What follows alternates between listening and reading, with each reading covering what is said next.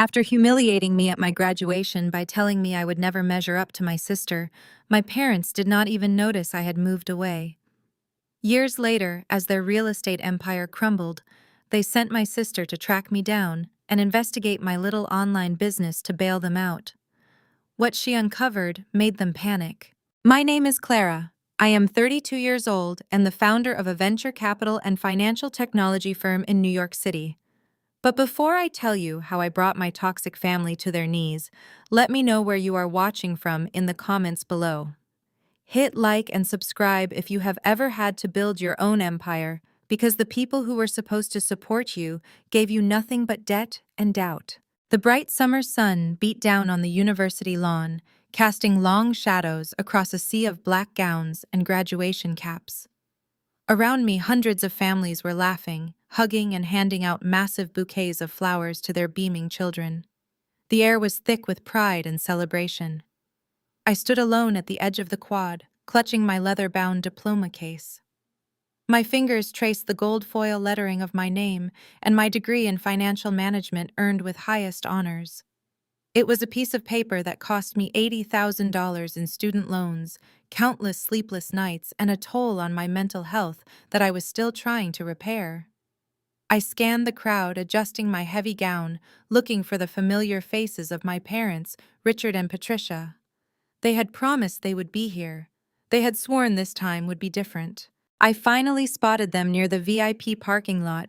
They were not looking for me. They were not holding flowers or a card. Instead, they were standing next to a gleaming, brand-new white Porsche. Leaning against the hood of the luxury sports car was my older sister, Audrey. She was 34 years old, wearing a designer sundress and oversized sunglasses, laughing loudly as my mother snapped photos of her with a digital camera. Audrey had technically graduated from a costly private college several years ago, though it took her 6 years to finish a basic communications degree that our parents fully funded. Now she held a meaningless director title at our father's commercial real estate firm, drawing a massive salary for showing up 3 days a week to online shop in her private office. I walked toward them, my graduation gown dragging slightly against the hot pavement. My heart hammered against my ribs, a familiar mixture of desperate hope and impending dread pooling in my stomach. I just wanted one day, one single afternoon, where my hard work was acknowledged. "Mom, Dad," I called out as I approached. I graduated. I got highest honors.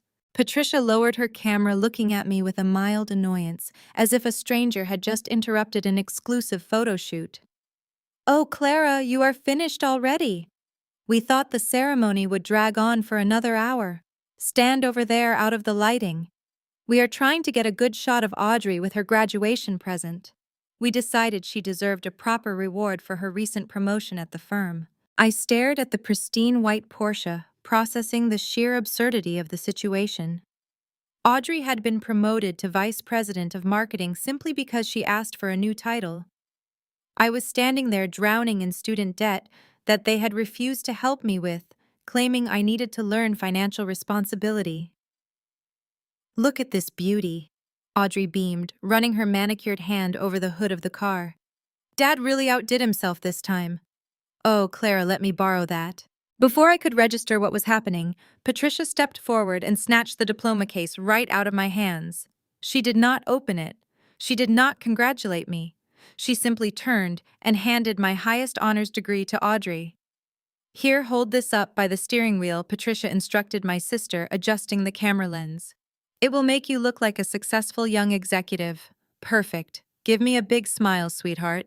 I stood completely frozen, stripped of the one physical proof of my struggle and success, watching my sister use my diploma as a cheap prop for her luxury car photo shoot. The utter disrespect was so casual, so effortless, that it knocked the breath out of my lungs. "Dad," I said, my voice trembling as I looked at Richard. "That is my degree. I worked 4 years for that." Richard crossed his arms over his expensive polo shirt and let out a harsh, dismissive scoff. "Do not be so dramatic, Clara. It is just a piece of paper from a state school.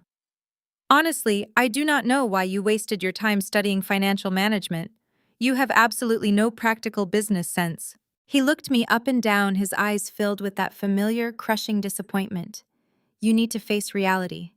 You are never going to measure up to your sister. Audrey has natural charisma. She has the family business running through her veins. You are just awkward and entirely too serious. But your mother and I have discussed it, and we are willing to throw you a bone. He pulled a set of keys from his pocket and tossed them to Audrey, who caught them with a squeal of delight. Come into the office on Monday. Richard continued, not taking his eyes off his golden child. We are setting up a desk for you outside Audrey's office. You can be her administrative assistant.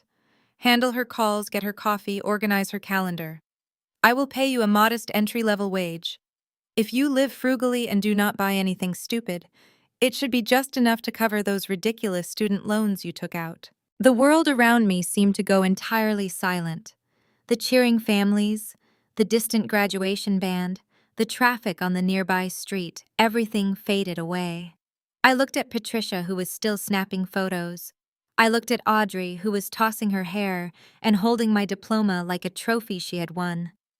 Finally, I looked at Richard, the man who had just offered me a life of servitude to my incompetent sister as a twisted form of charity.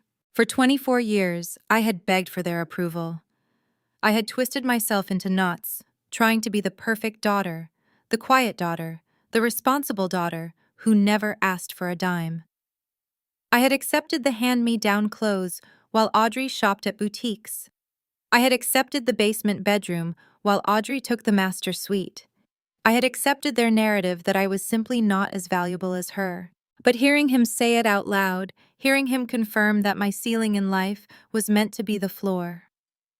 Audrey walked on, something inside me finally snapped. It was not a loud break. It was a quiet cold, an absolute severing of the invisible chains that had bound me to this toxic family. I did not scream. I did not cry. I did not throw a tantrum like they expected me to. I walked calmly over to the white Porsche. Audrey looked at me, her smile faltering slightly as she saw the dead, hollow expression in my eyes. Without a single word, I reached out and pulled my leather-bound diploma case from her hands. Hey, I was using that, Audrey complained, rolling her eyes. I clutched the diploma to my chest, turned my back on the gleaming car, my sister and the parents who had just offered me a lifetime of humiliation. I began walking toward the campus bus stop. Where do you think you are going? Patricia called out, her voice sharp with irritation. We have a dinner reservation at the steakhouse for Audrey's car celebration. We need you to take our picture by the entrance. I kept walking, my pace steady and unrelenting. I did not turn around. I did not give them the satisfaction of a response. I let their voices fade into the background noise of the campus, holding my head high as I stepped out of their shadow and into my own life. By the time I reached the sprawling brick house my parents owned in the affluent suburbs of Boston, my mind was terrifyingly clear. The house was empty. They were likely still at the steakhouse ordering expensive champagne to toast Audrey's new vehicle and her fabricated achievements. I bypassed the grand sweeping staircase that led to the upper floors and made my way straight to the basement door. My room was at the end of a damp, poorly lit hallway next to the furnace room. It had concrete walls painted a sterile white and a single tiny window near the ceiling that looked out onto the tires of my parents' cars. The furniture was a collection of discarded items from around the house, a lumpy twin mattress, a scratched wooden desk, and a plastic dresser. This was the space they deemed appropriate for me, while the upstairs remained a pristine showcase of their wealth. I pulled my only large suitcase from beneath the bed and opened it on the mattress. I packed with ruthless efficiency. I took my clothes, my laptop, my financial textbooks, and my personal documents. I left behind anything they had ever purchased for me, which took surprisingly little time to sort through. There were no family heirlooms to pack, no cherished gifts, no sentimental photographs of family vacations I was never invited to. As I cleared off the scratched wooden desk, my eyes fell on a silver credit card. It was a secondary card linked to my parents' account bearing my name. The credit limit was a pathetic $500. Patricia loved to pull this card out at her country club luncheons, waving it around and loudly proclaiming how generously she supported her youngest daughter's education. She never mentioned that she audited every single purchase I made on it, demanding receipts for library printouts and cheap cafeteria sandwiches, scolding me for wasting money if I bought a coffee. I picked up the card, feeling the cool plastic between my fingers. I could have taken it. I had exactly $300 in my own checking account, and moving to a new city with nothing but a suitcase was financial suicide. But the thought of them tracking my location, the thought of them holding a $500 limit over my head for the rest of my life, made me physically sick. I placed the silver credit card squarely in the center of the empty desk. Beside it, I left my house key. I pulled out my phone and went into my contact list. I tapped my father's name, scrolled to the bottom, and hit block. I did the same for my mother. When I got to Audrey's name, I hesitated for a fraction of a second, then blocked her too. I deleted my old email address, the one connected to the family business server, and logged out of every shared platform we had ever used. I was erasing my digital footprint from their world, with the same clinical precision I used to balance accounting sheets. I lugged my suitcase up the basement stairs and out the front door, pulling it down the long paved driveway to where my rideshare was waiting. The driver loaded my bag into the trunk, and I slid into the back seat. "Logan International Airport, please," I told him. As the car pulled away from the curb, my phone buzzed in my hand. It was a text message from a new unknown number. I opened it and instantly recognized the entitled, demanding tone. It was Audrey texting from her shiny new work phone. "Stop sulking and acting like a jealous child. You are ruining my celebration. Get home right now and clean up the patio. I am having a bunch of friends over tonight to see my new Porsche, and the yard is a mess. Do not make Mom mad today." I stared at the glowing screen, reading the words over and over. She truly believed I existed solely to be her maid, her punching bag, her audience. They all did. They thought my silence at graduation was just a temporary tantrum. They expected me to be there in the basement, ready to sweep up their messes and fetch their coffee on Monday morning. I rolled down the window of the moving car. I pulled the back cover off my phone, popped out the tiny SIM card, and let it slip through my fingers. I watched it bounce off the asphalt and disappear into the street gutter. I sat back against the seat, listening to the hum of the highway as we sped toward the airport. I bought a one-way ticket to New York City with almost all the money I had left. I had no job lined up, no apartment waiting, and no safety net. But as the plane lifted off the runway, leaving Boston and my toxic family far below, I took my first deep, unburdened breath in 24 years. I was finally free. 8 years is a long time in the world of venture capital. It is an eternity when you work 100 hours a week, fueled by the kind of burning, relentless ambition that only comes from knowing you have absolutely no one to catch you if you fall. I sat at the head of a massive mahogany conference table in a glass-walled office overlooking the Manhattan skyline. I was 32 years old, wearing a tailored navy suit that projected absolute authority. My hair was pulled back in a sharp, sleek style, and my posture was relaxed but commanding. Across the table sat 3 sweating executives from a failing logistics startup. "We are willing to offer you a 30% stake for the capital injection," the lead executive said, nervously adjusting his tie. "Our user base is solid. We just have a slight cash flow problem." I looked at the financial projections on the tablet in front of me, recognizing the inflated numbers and the desperate attempt to hide their massive operational debt. I tapped my pen against the glass table, letting the silence stretch out until the tension in the room was palpable. "You do not have a slight cash flow problem, gentlemen," I said, my voice smooth and lethal. "You have a systemic structural failure. You are burning through $3 million a month, your executive compensation is bloated, and your latest software rollout was a disaster. I am not buying a 30% stake to bail out your sinking ship." The executives exchanged panicked looks.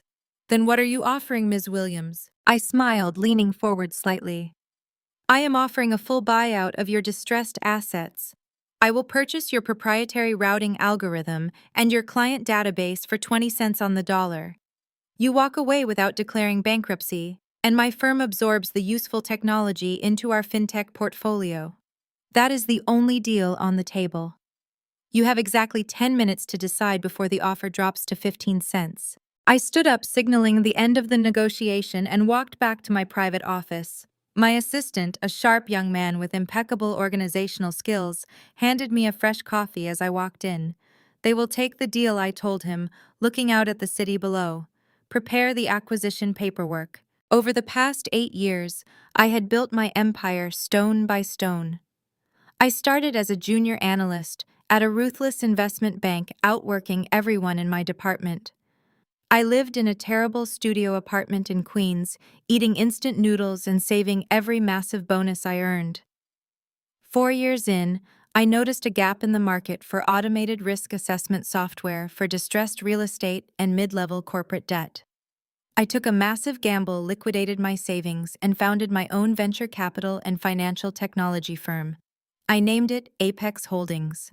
The software I developed revolutionized how fast my firm could identify and acquire failing companies, strip them of their debt, and either flip them or integrate their technology.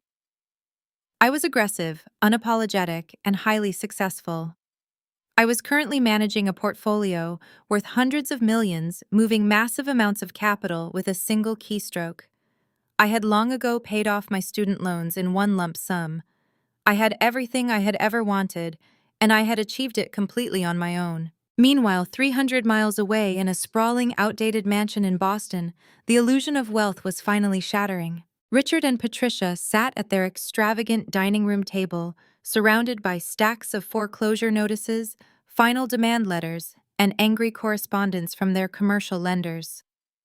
The real estate market had shifted dramatically, and Richard's outdated business model was bleeding money. He had over-leveraged all of his commercial properties to fund their lavish lifestyle, taking out loans against buildings that were sitting empty. To make matters worse, Audrey had been running the marketing and tenant acquisition department for the past 8 years. Her idea of marketing consisted of taking clients to expensive lunches, charging luxury vacations to the company account as networking trips, and alienating their few remaining tenants with her arrogant, entitled behavior.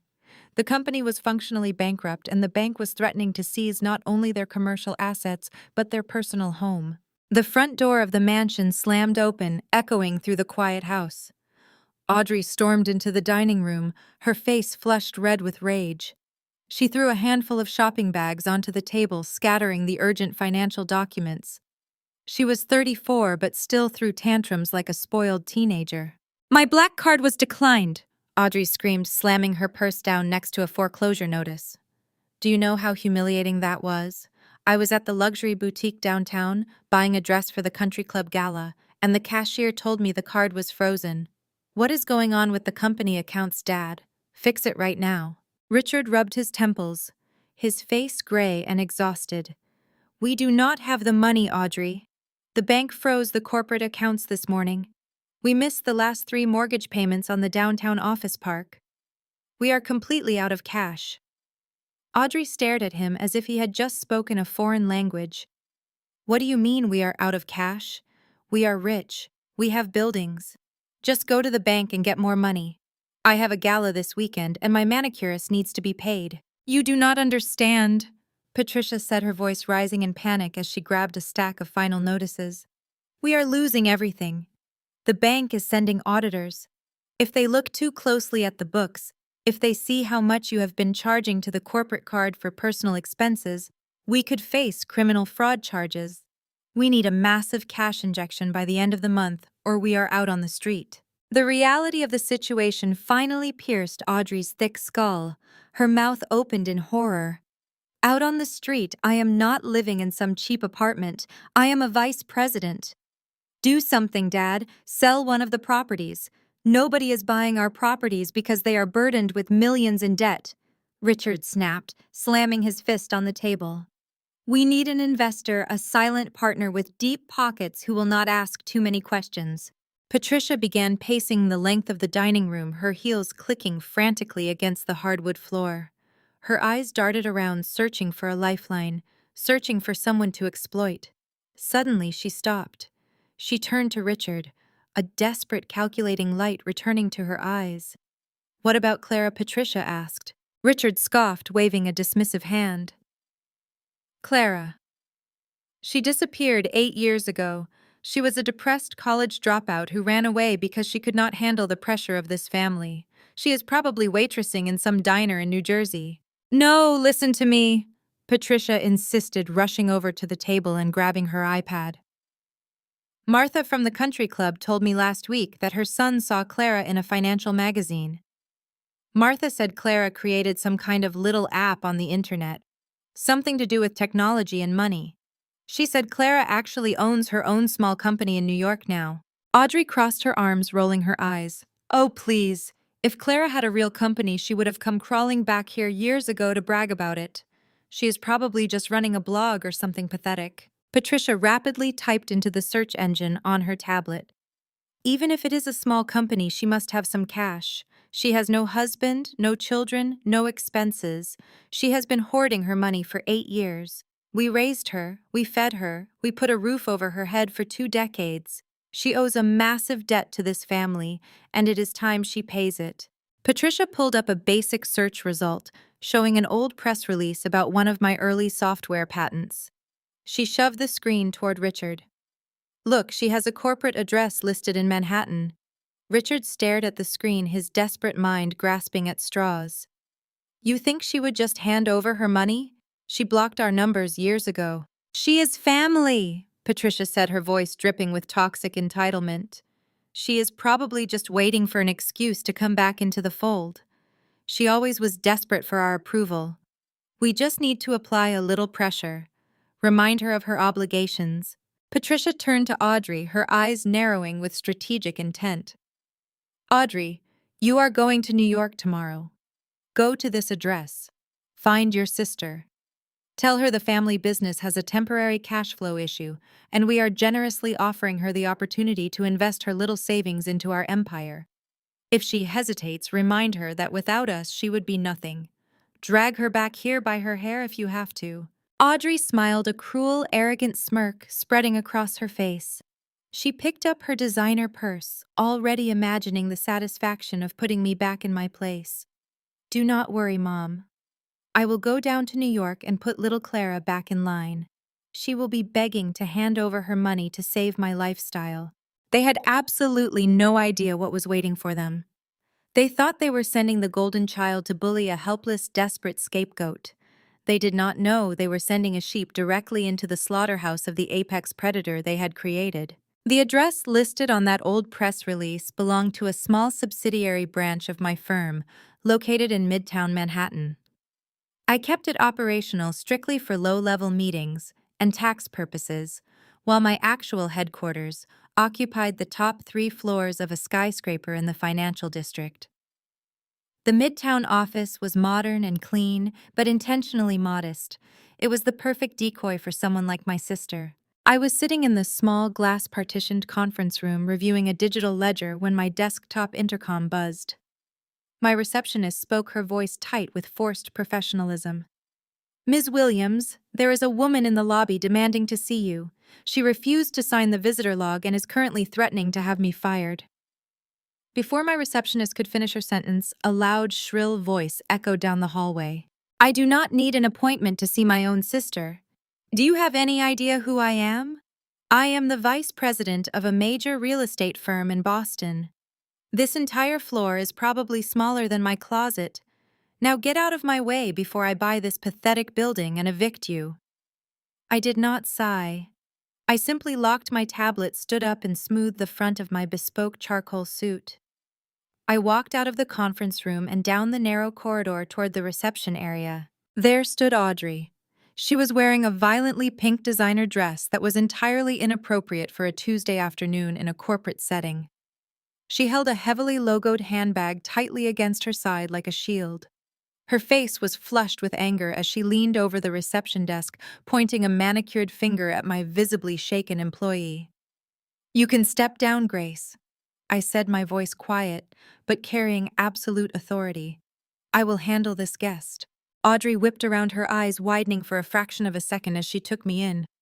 I did not look like the exhausted, depressed 24-year-old she remembered. I stood perfectly straight, my heels clicking against the polished hardwood floor as I approached. My suit was custom-tailored, sharp and commanding. I wore no flashy jewelry, only a vintage luxury watch that cost more than her entire outfit.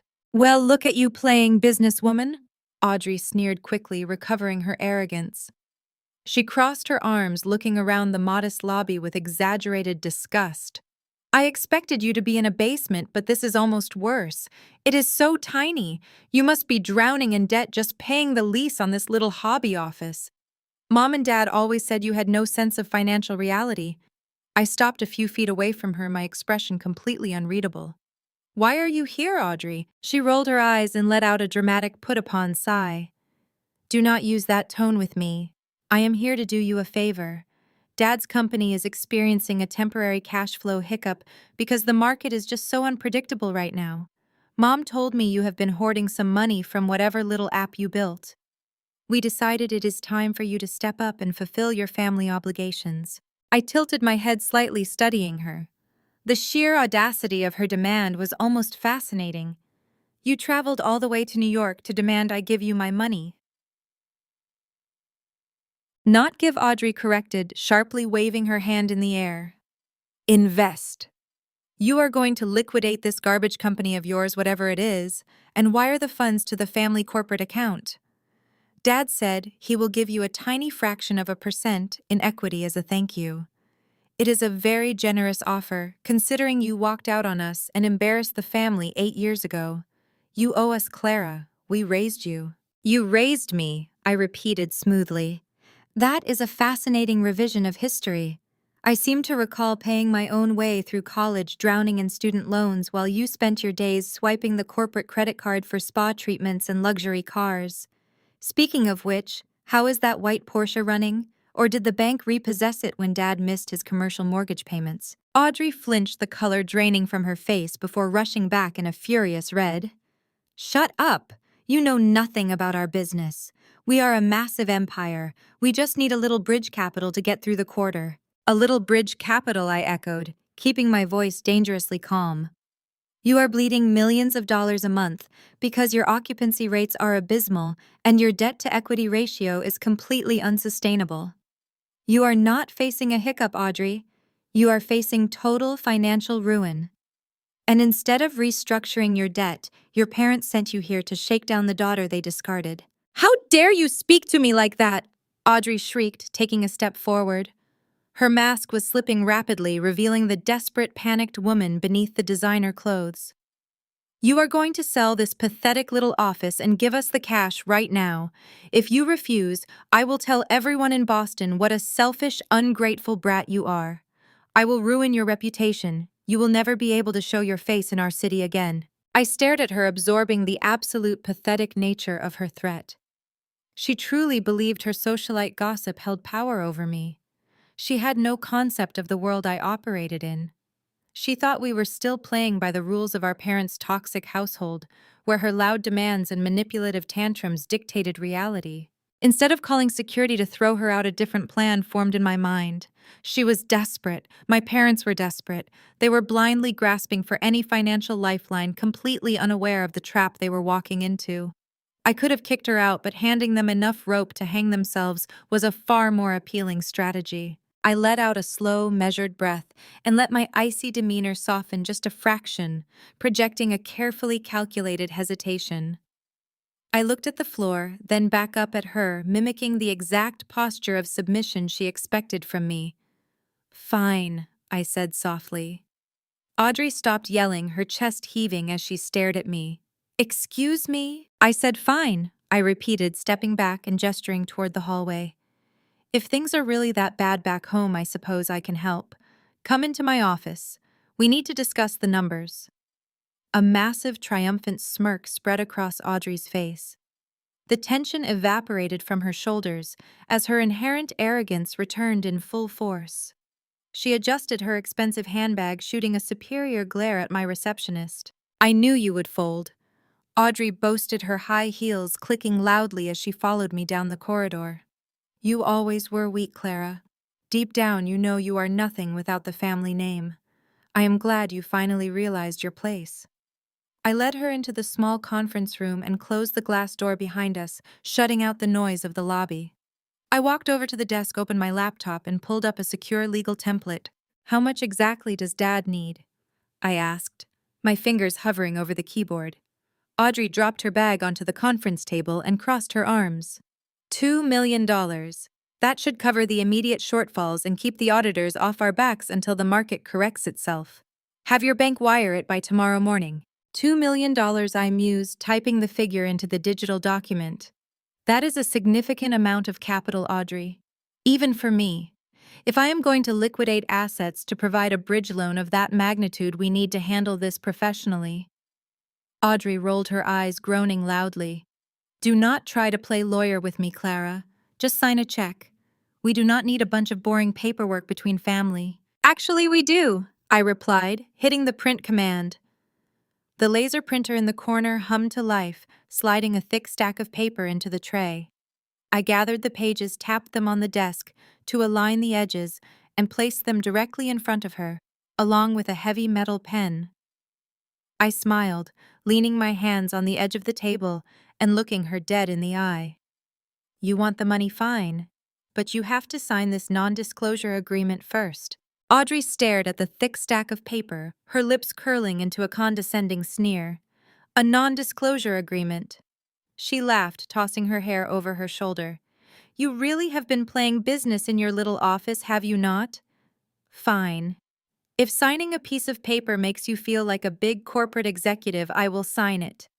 Give me the pen. She snatched the heavy metal pen from the table and flipped directly to the last page. She did not read a single clause. She did not look at the strict confidentiality terms, the arbitration agreements, or the financial liability waivers hidden in the dense legal jargon. Her sheer arrogance blinded her to the basic rules of the corporate world. She aggressively scrawled her signature across the dotted line and shoved the document back across the table. There, you have your precious signature. Now wire the $2 million to Dad's account by Friday. If the money is not there, I am coming back and I will not be nearly as polite. I carefully picked up the signed contract, sliding it into a secure leather folder. I will have my financial team process the paperwork immediately, I said, keeping my tone perfectly neutral. Have a safe flight back to Boston, Audrey. She stood up, grabbed her heavily logoed handbag, and marched out of the conference room without another word. She walked out of my building feeling like an absolute conqueror, completely unaware that she had just willingly handed me the keys to her own destruction.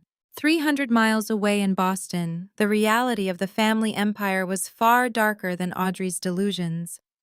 In the quiet, dimly lit study of their upscale townhouse, Audrey's husband, Jamal, sat hunched over a pair of glowing computer monitors. Jamal was 36 years old, a highly respected senior auditor at a top-tier accounting firm. He was a brilliant, principled African-American man who had built his career through relentless hard work, late nights, and an unwavering moral compass. He had always felt a subtle disconnect from his privileged, reckless in-laws, but he loved Audrey and had tried his best to overlook her family's casual arrogance. However, looking at the digital ledgers in front of him, Jamal could no longer ignore the truth. Richard had begged Jamal to review the corporate books earlier that week, claiming the company just needed a little creative accounting to satisfy a bank audit. Jamal had agreed to look as a favor, but what he found was not a simple accounting error. It was a massive systemic criminal enterprise. Jamal rubbed his tired eyes, his stomach turning, as he clicked through another series of hidden spreadsheets. The commercial real estate firm was not just failing. Richard and Patricia had been actively engaging in federal tax evasion.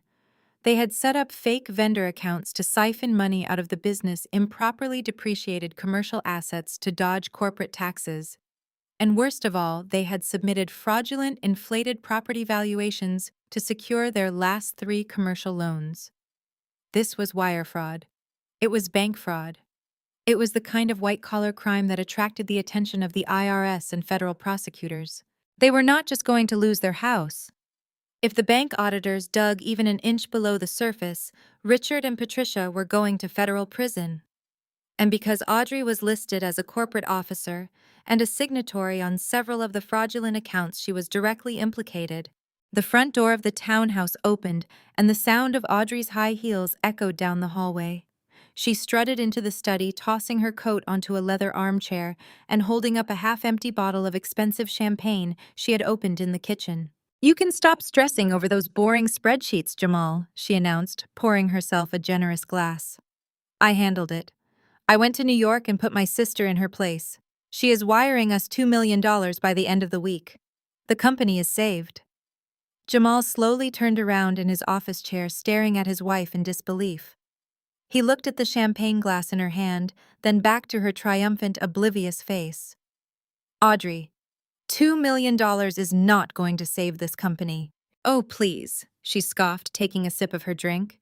"Dad said $2 million is exactly what we need to cover the mortgage arrears and get the bank off our backs." "You are not listening to me," Jamal said, his voice rising with a mixture of fear and frustration.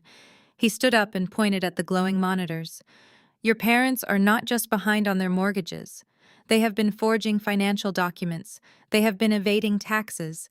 They lied to the federal government about the value of their assets to secure loans they could never repay. Audrey, this is a federal crime. The IRS will seize everything. You are listed as a vice president. If this goes down, you could face criminal charges right alongside them." Audrey rolled her eyes, waving her champagne glass dismissively. "You accountants are always so dramatic.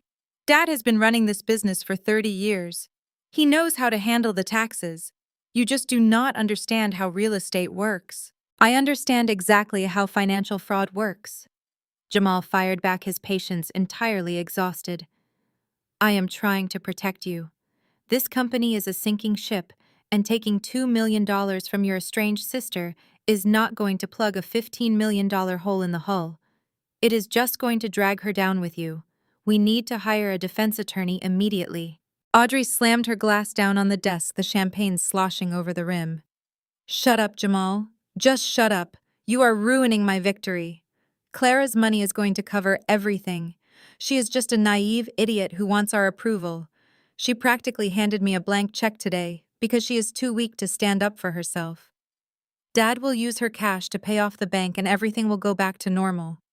Now stop looking at those stupid files and come celebrate with your wife." She turned on her heel and stormed out of the study, marching upstairs to their master bedroom. Jamal stood in the silent room, his heart pounding in his chest. His wife's sheer delusion terrified him. She genuinely believed that bullying her younger sister into writing a check would magically erase federal crimes. But Jamal was an auditor. He dealt in facts and data, in cold, hard reality. And the reality was that something about Audrey's story did not add up. Why would someone who had been discarded by her family 8 years ago suddenly hand over $2 million without a fight? Why would a naive dropout even have $2 million in liquid capital readily available? Jamal sat back down in his chair. He pulled his keyboard closer and opened a new secure browser window. He needed to know exactly who Audrey had just extorted. He started with the basic information Audrey had gloated about over the past 2 days. He typed Clara's name into the search engine alongside the address of the New York office Audrey had visited. The first results were vague, mostly outdated press releases about software patents and tech summits. He found the business registry for the address. It was listed under a modest limited liability company. But Jamal knew how to follow digital breadcrumbs. He accessed a professional corporate registry database, a tool he used daily for forensic accounting. He ran the LLC's registration number, tracing the ownership structure. The LLC was not an independent business. It was a subsidiary. He clicked through the corporate layers, peeling back the corporate veil. The subsidiary was entirely owned by a parent company registered in Delaware. He typed the parent company's name into a high-level financial terminal. The screen loaded and Jamal stopped breathing. The parent company was Apex Holdings. It was not a small startup. It was not a little app on the internet. It was a massive, aggressive venture capital and financial technology firm. Jamal's eyes rapidly scanned the financial disclosures. Apex Holdings had assets under management exceeding $300 million. The firm specialized in creating proprietary risk assessment software, but their primary business model was predatory and highly efficient. They targeted distressed commercial real estate firms and failing tech companies. They bought up bad debt for pennies on the dollar, forced the companies into hostile takeovers, stripped them of their usable assets, and liquidated the rest. The CEO and sole founder of Apex Holdings was Clara. Jamal leaned closer to the monitor, the blue light reflecting in his wide, terrified eyes. Clara was not a naive, struggling dropout. She was a financial apex predator operating at the highest levels of Wall Street. She possessed the exact kind of aggressive institutional power that crushed companies like Richards for sport. Jamal's mind raced back to what Audrey had said just moments ago. She forced Clara to sign a document. She demanded $2 million. Clara had simply smiled and agreed to wire the money. A cold sweat broke out across the back of Jamal's neck. Clara was not giving them a bridge loan. She was not bailing out the family. She was injecting capital to secure a position as their primary creditor. She was buying their debt. Audrey thought she had walked into New York and bullied a helpless victim. Jamal now realized his wife had actually walked into a bear trap, and Clara had just cheerfully locked the jaws shut around their entire family. The very next morning, the sun had barely risen over the Manhattan skyline when my office intercom buzzed. I was already at my desk sipping a black espresso and reviewing the finalized acquisition contracts my legal team had prepared overnight. My assistant spoke through the speaker, his voice tight with confusion. "Ms. Williams, I have an incoming video call on the secure line. The caller ID registers as Richard Williams from Boston. They are demanding that I patch them through to you immediately. They claim it is a family emergency." I leaned back in my leather chair, a slow, calculated smile touching my lips. Right on schedule. Audrey had undoubtedly returned to Boston, bragged about her triumphant negotiation, and promised that the $2 million would be in their corporate account by sunrise. When the bank opened and their balance still showed zero, panic had inevitably set in. They thought the non-disclosure agreement was the only hoop they had to jump through. They thought I was just dragging my feet. Now the heavy artillery was being called in to put the disobedient daughter back in her place. "Put them through on the main screen," I instructed, smoothing the lapels of my tailored blazer. "And ensure the call is recorded for our legal records." The massive digital monitor on my wall flickered to life. The high-definition camera feed revealed my parents sitting side by side in their ostentatious dining room. It had been 8 long years since I last looked at their faces. Time and financial stress had not been kind to them. Richard looked haggard, his skin graying, and his eyes underscored by heavy dark bags. Patricia had visibly aged, her heavily Botoxed face pulled tight into a mask of permanent frantic anxiety. Yet despite standing on the absolute precipice of federal indictment and total bankruptcy, their posture remained dripping with unearned superiority. They did not say hello. They did not ask how I was doing. They did not ask if I was healthy, if I was happy, or if I had a good life in New York. After 8 years of complete silence, Richard did not even take a single breath for a greeting. "Wire the money right now, Clara." Richard demanded, his voice booming through my office speakers with the harsh, dictatorial tone he used to bark at his lowest-level employees. "Audrey told us you agreed to the $2 million. The bank just opened and the transfer is not there. Stop playing these petty, passive-aggressive games and authorize the transfer immediately. You owe this family your life." I sat perfectly still, my hands resting lightly on the cool glass of my desk. I looked at the man who had offered me a life of servitude next to a basement boiler room, and I felt absolutely nothing. No fear, no desperate need for his approval. The invisible strings he used to pull to make me dance had withered and died nearly a decade ago.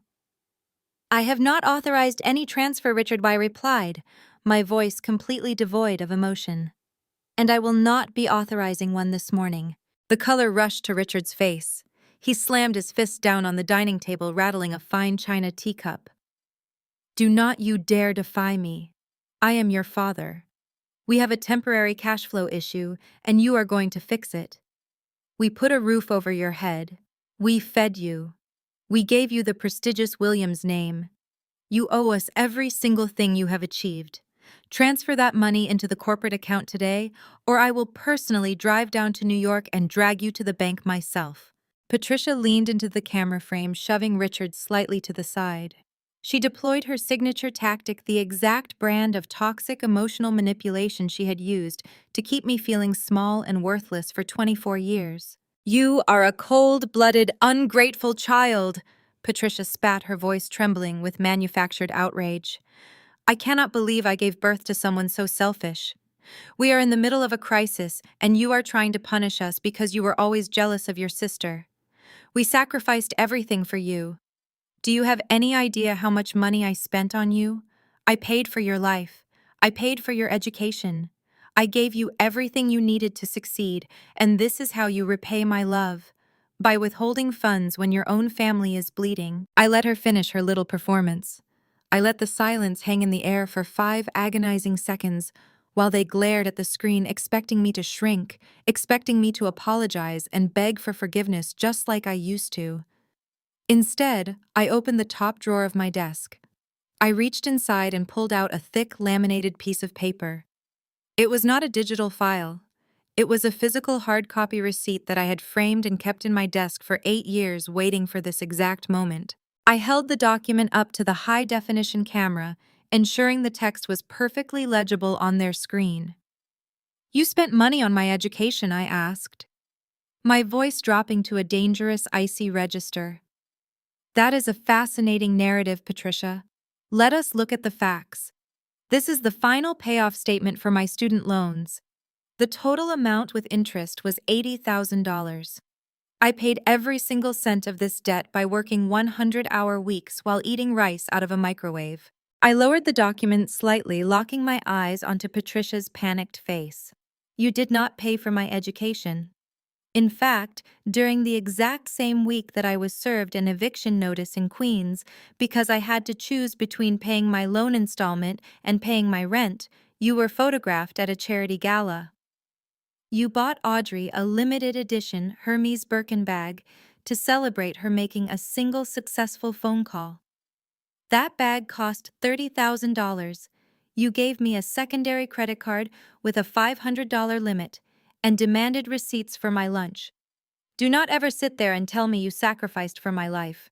Patricia opened her mouth to argue, but no words came out. The air seemed to have been violently sucked out of their dining room. Richard stared at the screen, his jaw working furiously as he tried to process the cold, hard reality that his favorite psychological weapons had absolutely no effect on me anymore. "You want to talk about business?" I continued, tossing the framed receipt onto my desk. "Let us talk about business. I run a venture capital firm.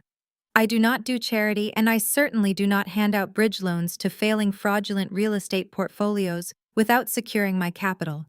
Audrey signed a non-disclosure agreement yesterday, but she was too arrogant to realize that an NDA is not a term sheet. It does not initiate a wire transfer.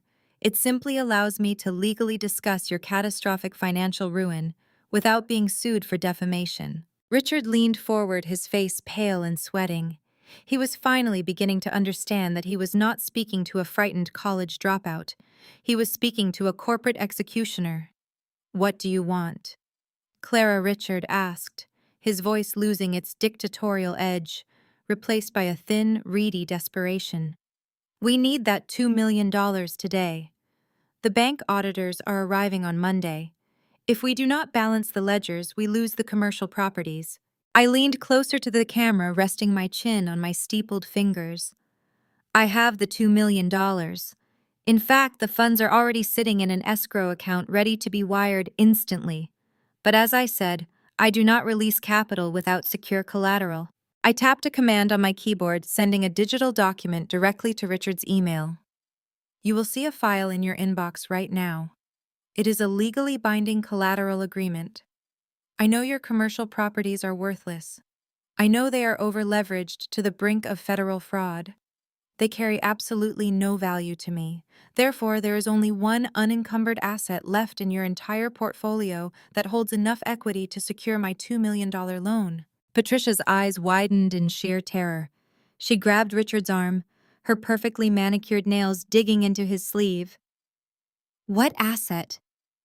What is she talking about, Richard?" I smiled, a sharp, unyielding expression that offered zero mercy. Your primary residence. The Beacon Hill Mansion. The house where you kept me in a concrete basement while Audrey lived in luxury. That is the collateral. Richard gasped, his chest heaving as if he had been physically struck. You want us to put up our home? I do not want anything, Richard. I am simply offering a standard financial lifeline to a distressed asset. You want my $2 million to keep yourself out of federal prison, fine. But you have to sign the deed of your precious mansion over to my holding company as collateral. If you miss a single repayment installment, the house legally becomes mine. I looked at their stunned, horrified faces freezing on the monitor. They were completely trapped. I have the $2 million, I repeated softly. But do you dare to mortgage your mansion to get it? You have exactly 1 hour to sign the documents. Tick-tock. 59 minutes passed in complete silence. I sat at my desk watching the digital timer on my monitor count down. At exactly the 60th minute, my secure email client chimed. It was not a signed collateral agreement. Instead, it was an invitation. Richard had sent a formally worded email demanding my presence at their Thanksgiving dinner the following Thursday. The attached note was dripping with desperate manufactured diplomacy. It read, "We need to discuss these financial terms in person as a family. Come home for the holidays, Clara. We have a lot to catch up on." I stared at the screen, a cold laugh escaping my lips. They were terrified. They knew their commercial real estate empire was days away from total collapse, but their pride would not allow them to digitally sign away their home to the daughter they had discarded. They believed that getting me back onto their territory, back into the opulent dining room, where they had spent decades breaking down, my self-esteem would automatically force me into submission. They thought a roasted turkey and a fake smile would make me drop the collateral requirement and hand over the $2 million like a compliant child. I typed a single word in response. Accepted. I spent the next week preparing my disguise. When Thanksgiving Day arrived, I did not take a private luxury car service to Boston. I flew commercial and purposely rented the cheapest, most unremarkable vehicle available at the airport rental counter. It was a 10-year-old silver economy sedan with a visible dent in the rear bumper and a squeaky fan belt.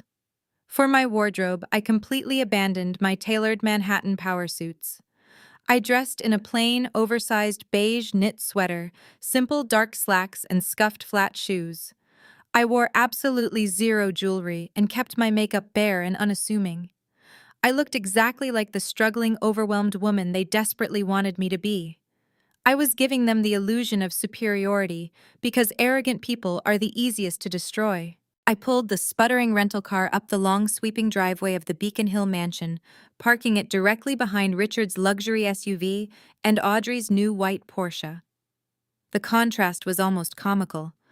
Before I could even reach the front steps, the heavy oak door swung open.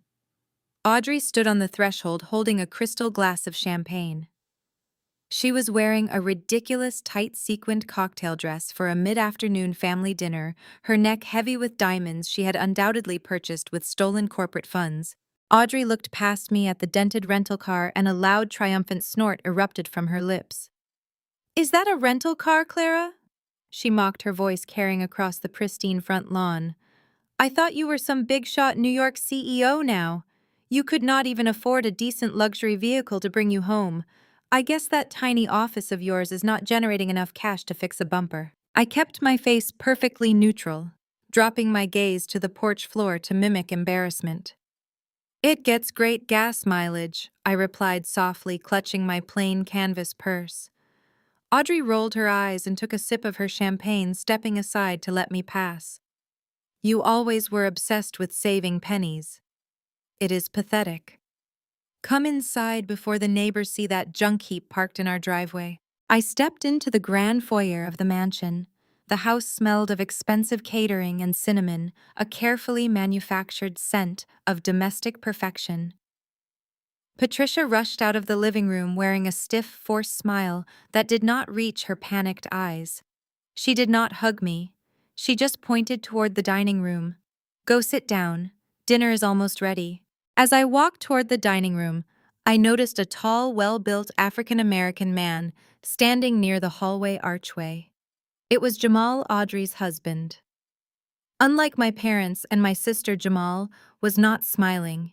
His posture was rigid, his hands shoved deep into his pockets, and his dark eyes tracked my every movement with terrifying intensity. Jamal was a senior auditor. He had spent the last week uncovering the massive federal tax fraud committed by his in-laws. But more importantly, he had traced my subsidiary shell company back to Apex Holdings. He was the only person in this house who knew exactly who I was, and the magnitude of the financial power I commanded. Jamal looked at my oversized beige sweater. He looked out the window at the dented rental car. Then his eyes locked onto mine. He saw right through the disguise.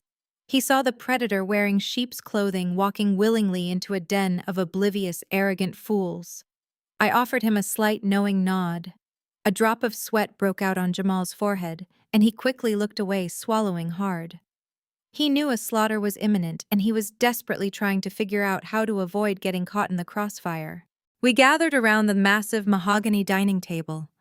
The spread was excessive, a display of wealth funded entirely by fraudulent bank loans. Richard sat at the head of the table, carving the turkey with grand theatrical gestures. He completely ignored the reality that his corporate accounts were frozen, and his business was days away from a federal audit. Patricia continuously refilled her wine glass, her hands shaking slightly as she tried to maintain cheerful, meaningless small talk about country club gossip. Audrey spent the entire meal complaining about the service at a local luxury boutique. I sat quietly eating small bites of food, playing the role of the intimidated outcast to absolute perfection. Midway through the meal, the tension radiating from Jamal became impossible to ignore. He kept shifting in his seat, his eyes darting between me and Richard. He could not stand the suspense anymore. He needed to test the waters. He needed to know if the woman sitting across from him was truly the ruthless mastermind behind Apex Holdings, or if the corporate registry was some bizarre mistake. Clara, Jamal started, his voice tightly controlled. Audrey mentioned you work in finance now. I am an auditor, so the current market trends are always on my radar. Tell me, what is your stance on mezzanine debt restructuring in the current commercial real estate sector? The table went completely silent. Audrey let out a loud, obnoxious groan. Jamal, stop boring everyone with your accountant talk. Clara just runs a little internet app. She does not know anything about real estate restructuring. Do not embarrass her. I wiped my mouth with a linen napkin and looked directly at Jamal. His jaw was clenched tight. I understand why you ask, Jamal, I said casually, swirling the water in my glass. The commercial real estate sector is dangerously over-leveraged right now. Many legacy firms are carrying toxic assets, relying on inflated property valuations to secure continuous loans. When a firm inevitably defaults, mezzanine financing is useless. As a predatory investor, I would never restructure their debt. I would simply buy their senior secured debt at a massive discount, force them into immediate foreclosure, liquidate their hard assets, and let the executive board face the federal fallout for their fraudulent loan applications. I took a calm sip of my water. It is a highly efficient way to strip a dying company down to its copper wire and ensure the incompetent leadership loses everything they own, including their primary residences. A heavy, suffocating silence dropped over the dining room. Patricia dropped her fork, the metal clattering loudly against her fine china plate. Richard stopped carving the turkey, his knife hovering mid-air. They did not fully grasp the advanced financial mechanics of what I had just described, but the underlying threat hit them like a physical blow. I had just flawlessly described their exact criminal vulnerability. Jamal pushed his chair back slightly, pressing his spine against the wood. A visible bead of sweat rolled down his temple. His breathing became shallow. I had just confirmed his worst nightmare. I was not guessing. I knew everything about their tax fraud, their fake valuations, and their impending doom. I had answered his complex technical question with absolute surgical precision, delivering it with the casual boredom of someone discussing the weather. Jamal picked up his water glass with a trembling hand, his eyes wide with stark terror. He knew his wife's family was playing with an active explosive. But Richard's towering arrogance quickly overrode his momentary panic. He refused to be intimidated at his own dining table by the daughter he viewed as a failure. He slammed the carving knife down on the serving platter and wiped his hands on a towel. He thought my financial knowledge was just a bluff, a lucky memorization of textbook terms. He still believed he held the absolute high ground. Enough of this nonsense, Richard commanded, his voice booming with forced authority. He reached under his chair and pulled out a thick leather-bound folder, slamming it down on the table right next to the gravy boat. "We did not invite you here to listen to you pretend you understand high-level corporate finance. We invited you here to give you the opportunity of a lifetime. An opportunity to finally be a useful part of this family." I looked at the folder, maintaining my perfectly mild expression. "What is that, Richard?" "It is a merger contract," he declared, leaning over the table, his eyes burning with greed. "I am not signing my house over to you for a measly $2 million bridge loan. That was an insulting, ridiculous demand. Instead, I am offering you a permanent seat at the adult table. You are going to sign this document right now. It dictates that you will roll the entire capital of your little New York startup directly into our commercial real estate firm. You will transfer all your cash assets to our corporate accounts immediately." Audrey smirked, crossing her arms and looking at me with profound pity.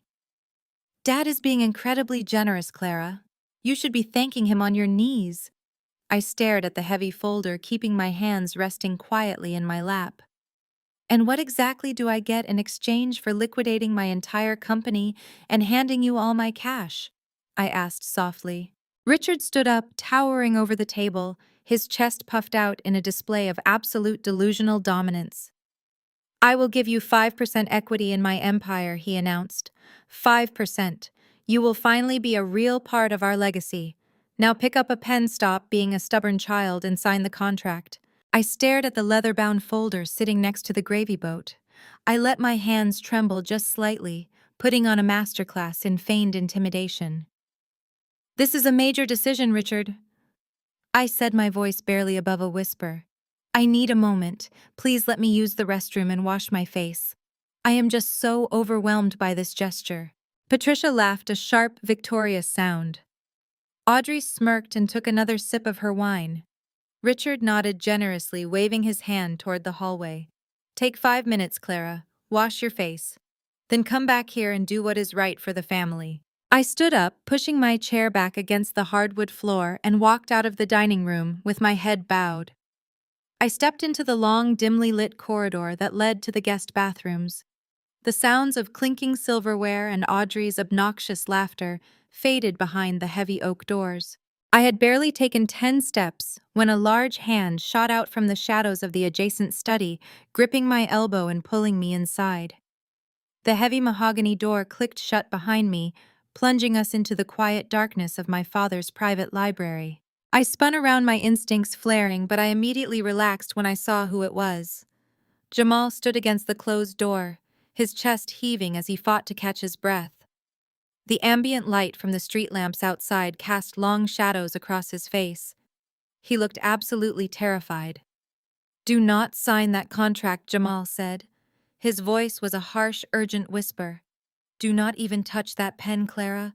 You have to get out of this house right now." I looked at my brother-in-law. I studied the panic in his dark eyes, the nervous sweat beading on his forehead, and the way his hands shook as he locked the deadbolt on the library door. He was risking a massive confrontation with Richard and Audrey just to warn me. "Jamal," I said softly, maintaining my facade of the confused, overwhelmed younger sister. "What are you talking about?" Dad said. "It is an opportunity for 5% equity. He said the company is an empire." "It is a graveyard," Jamal hissed, running a hand over his close-cropped hair. He paced a tight circle on the Persian rug. "Clara, I am a senior auditor. I look at corporate ledgers for a living. Richard begged me to review his books this week because the bank is threatening an audit. I spent the last 3 nights digging through their financial architecture, and it is a complete disaster.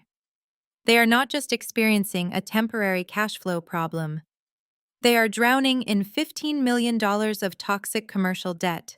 I widened my eyes, forcing myself to look horrified. 15 million? That is just the principal. Jamal continued, his voice tight with desperation. They have been falsifying property valuations to secure continuous loans from commercial lenders. They have been setting up fake vendor accounts to siphon operating capital into their personal checking accounts.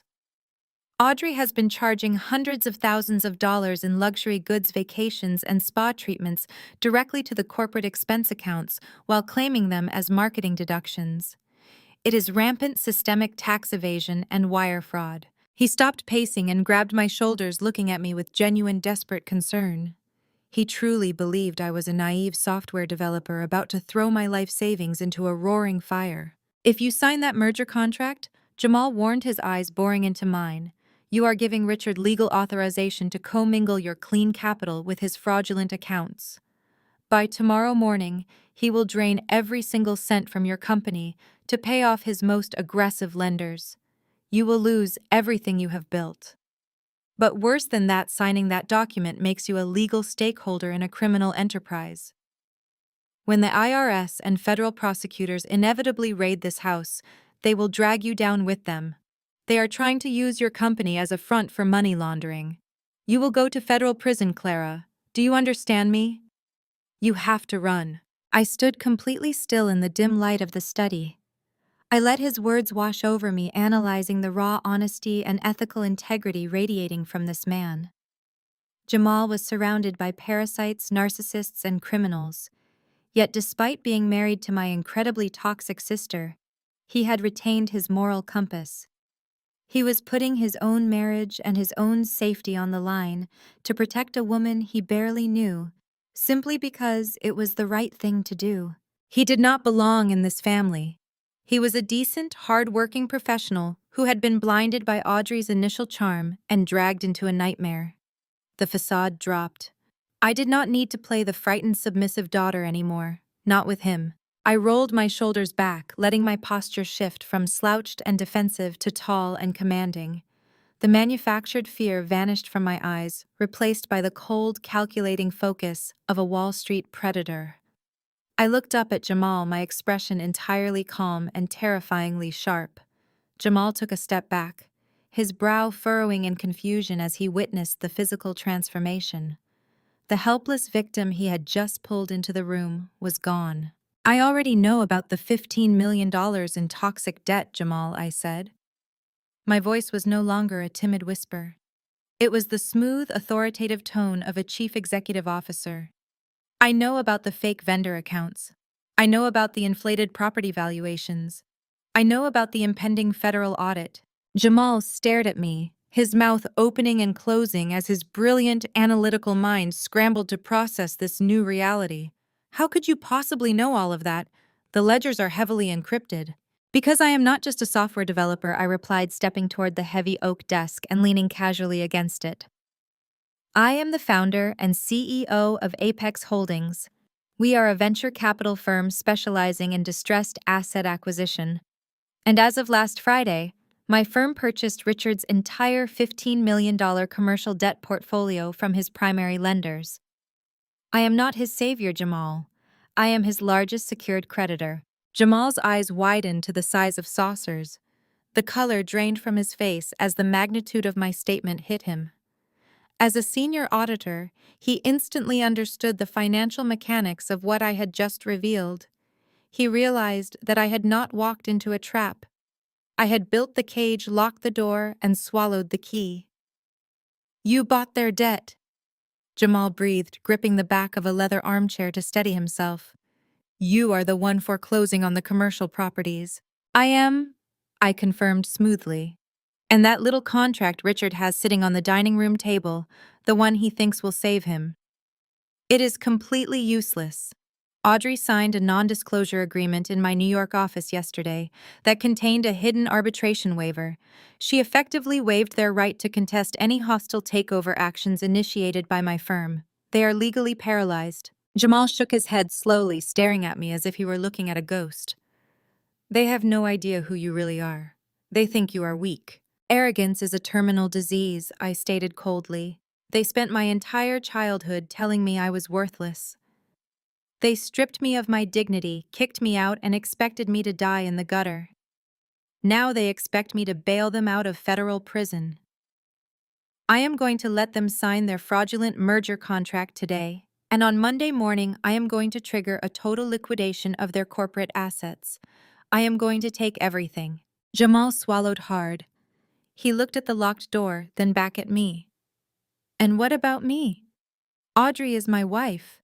If they go down for tax evasion and wire fraud, the federal investigation will scrutinize my accounting licenses just by association. My career will be destroyed. I reached into the pocket of my oversized beige knit sweater. My fingers curled around a small, cold object. I pulled out a sleek, encrypted titanium USB drive and held it up in the dim light between us. "You are an exceptional auditor, Jamal," I said, my voice softening just a fraction to convey genuine respect. "And more importantly, you are an honest man. You proved that by risking your own safety to warn me tonight. You do not deserve to go down with this sinking ship." I stepped forward and pressed the heavy metal USB drive directly into the palm of his hand, folding his fingers over it. "What is this?" he asked, looking down at his closed fist. "It is your exit strategy," I replied. "That drive contains the complete decrypted financial forensics of Richard and Patricia's tax fraud. It also contains documented proof that Audrey embezzled hundreds of thousands of dollars from the employee retirement fund to pay for her luxury shopping sprees. But most importantly, there is an audio file on that drive. A recording from yesterday where Audrey uses racial slurs to describe you and your family when speaking to a boutique manager who refused her credit card." Jamal flinched as if I had struck him.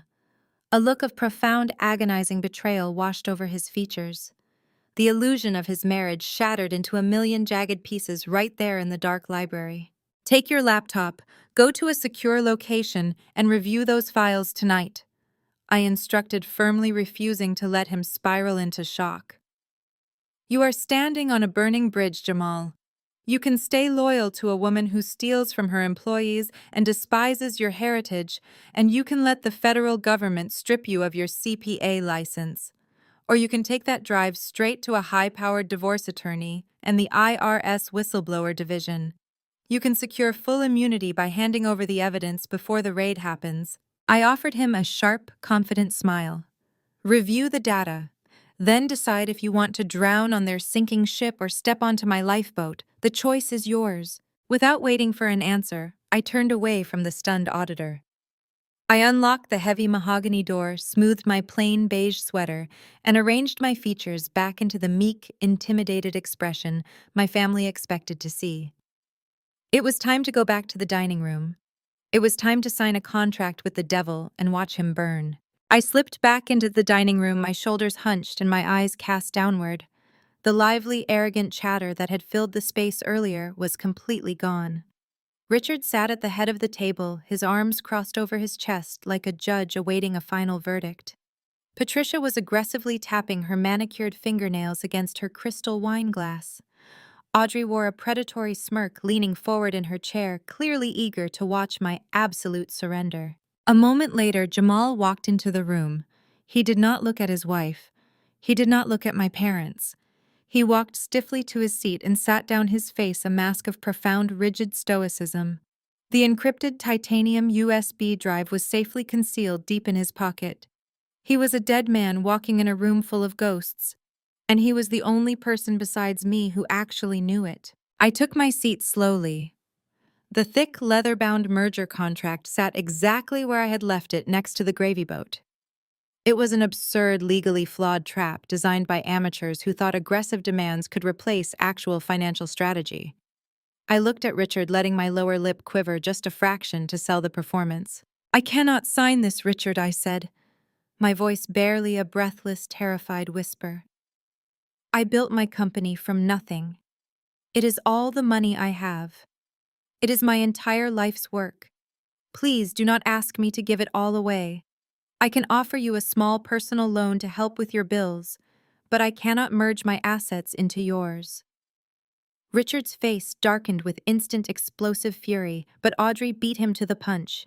She let out a sharp, cruel laugh that echoed loudly off the crystal chandelier above us. "I told you she would try to play the victim," Audrey sneered, reaching down to grab her designer handbag from the floor. "I told you she would try to hold out on us. She always was a selfish little brat." Audrey pulled a thick manila envelope from her bag and slammed it down onto the mahogany table. She ripped the flap open and aggressively fanned a dozen glossy photographs across the polished wood, pushing them directly into my line of sight. "Did you really think I would travel all the way to New York without doing a thorough background check on your pathetic little life?" Audrey demanded, her voice dripping with venomous triumph. I looked down at the pictures scattered across the table. They were grainy, poorly lit, and clearly printed from some archived college database or an old, forgotten social media account. They were photos of me at 20 years old working the graveyard shift at a dive bar in Queens. I was wearing a tight, low-cut uniform, carrying heavy trays of cheap beer, and wiping down sticky counters while looking utterly exhausted and desperate. I had worked that job from 10 at night until 4 in the morning, sleeping only 3 hours before my morning finance lectures. It was the only way I could afford to feed myself while paying off my extortionate student loans. To Audrey and my parents, these photos were the ultimate humiliation. In their shallow country club mindset, manual labor and revealing hospitality uniforms were a permanent shameful stain on a woman's character. They believed maintaining a pristine social image was more important than actual survival. Audrey thought she had uncovered a scandalous career-ending secret that would destroy my professional standing. She had absolutely no idea that on Wall Street, building an empire after surviving the absolute bottom of the working class was considered a badge of profound honor. My major investors already knew my background. They respected my relentless grit. In the world of venture capital, a founder who had clawed her way up from a dive bar to a glass corner office was exactly the kind of ruthless predator they wanted managing their money. These photos were utterly, completely worthless. But I could not let Audrey know that. I had to feed her delusion.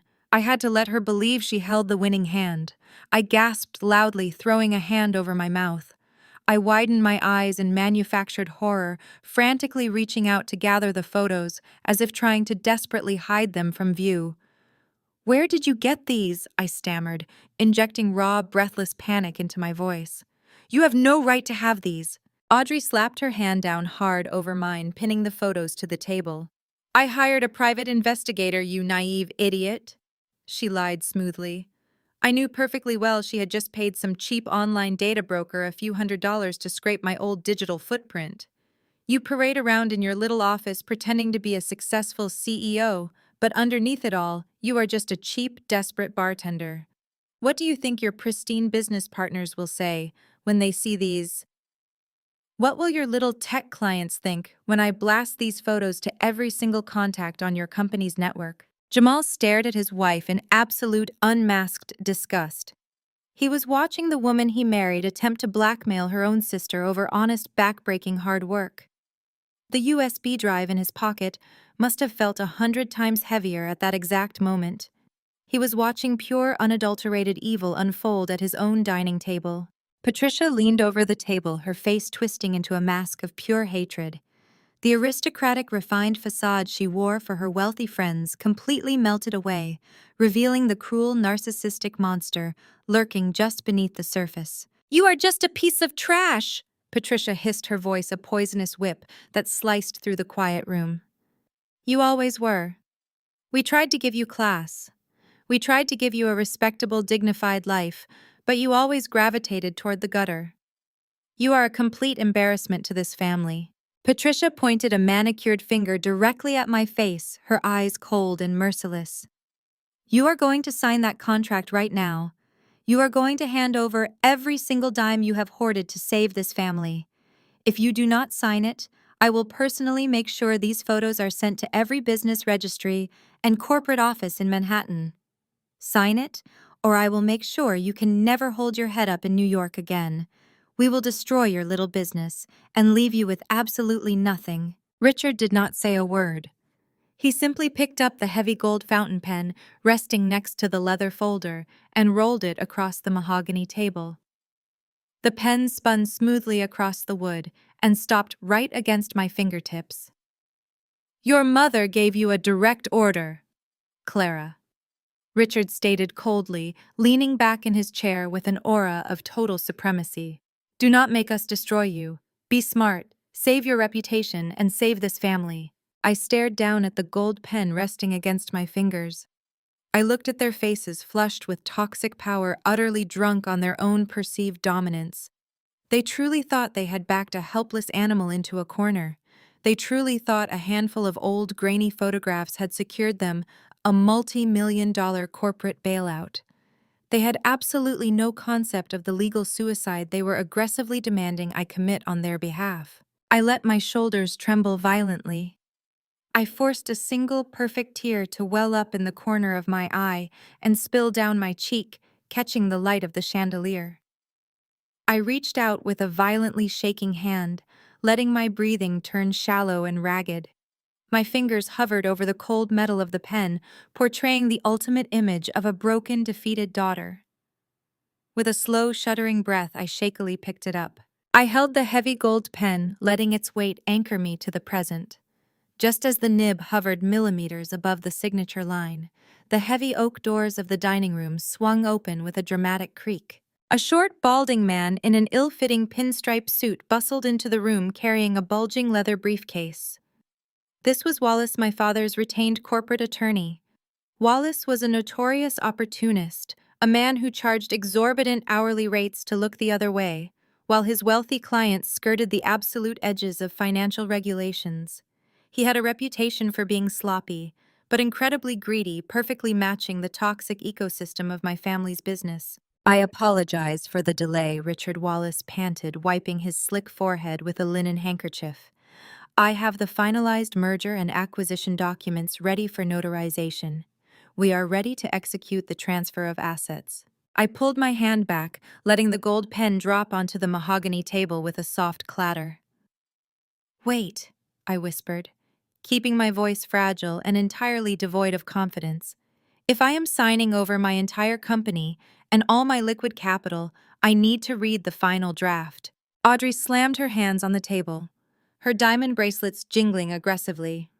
"You do not need to read anything. We already told you what the deal is. Stop stalling and sign it before Mom releases those photos to the press. You are wasting our time." "Let her read it, Audrey," Richard commanded, his voice dripping with monumental condescension. "Let the little bartender pretend she understands high-level corporate mergers. It will only take a minute before she realizes she is completely out of her depth." Wallace smirked, pulling a thick stack of stapled papers from his briefcase and sliding them across the table toward me. I pulled the documents, closed my eyes, darting across the pages. It was exactly the kind of predatory amateur contract I expected them to draft. It transferred total operational control, all liquid cash, and all intellectual property from my firm directly into Richard's holding company. It left me with a meaningless 5% non-voting share. It was designed as an absolute financial slaughter. But it was missing the one specific mechanism I needed to complete my trap. "Richard," I said, letting my lower lip quiver perfectly, "this document absorbs all my company's assets, but it leaves me completely exposed if your company faces any sudden legal trouble. My minority investors will sue me into oblivion if I do not have a basic safety net." "We do not have legal trouble," Richard barked, his face turning an angry mottled red. "We are a pillar of the Boston real estate community." I know that I lied quickly, shrinking back into my chair as if his raised voice terrified me.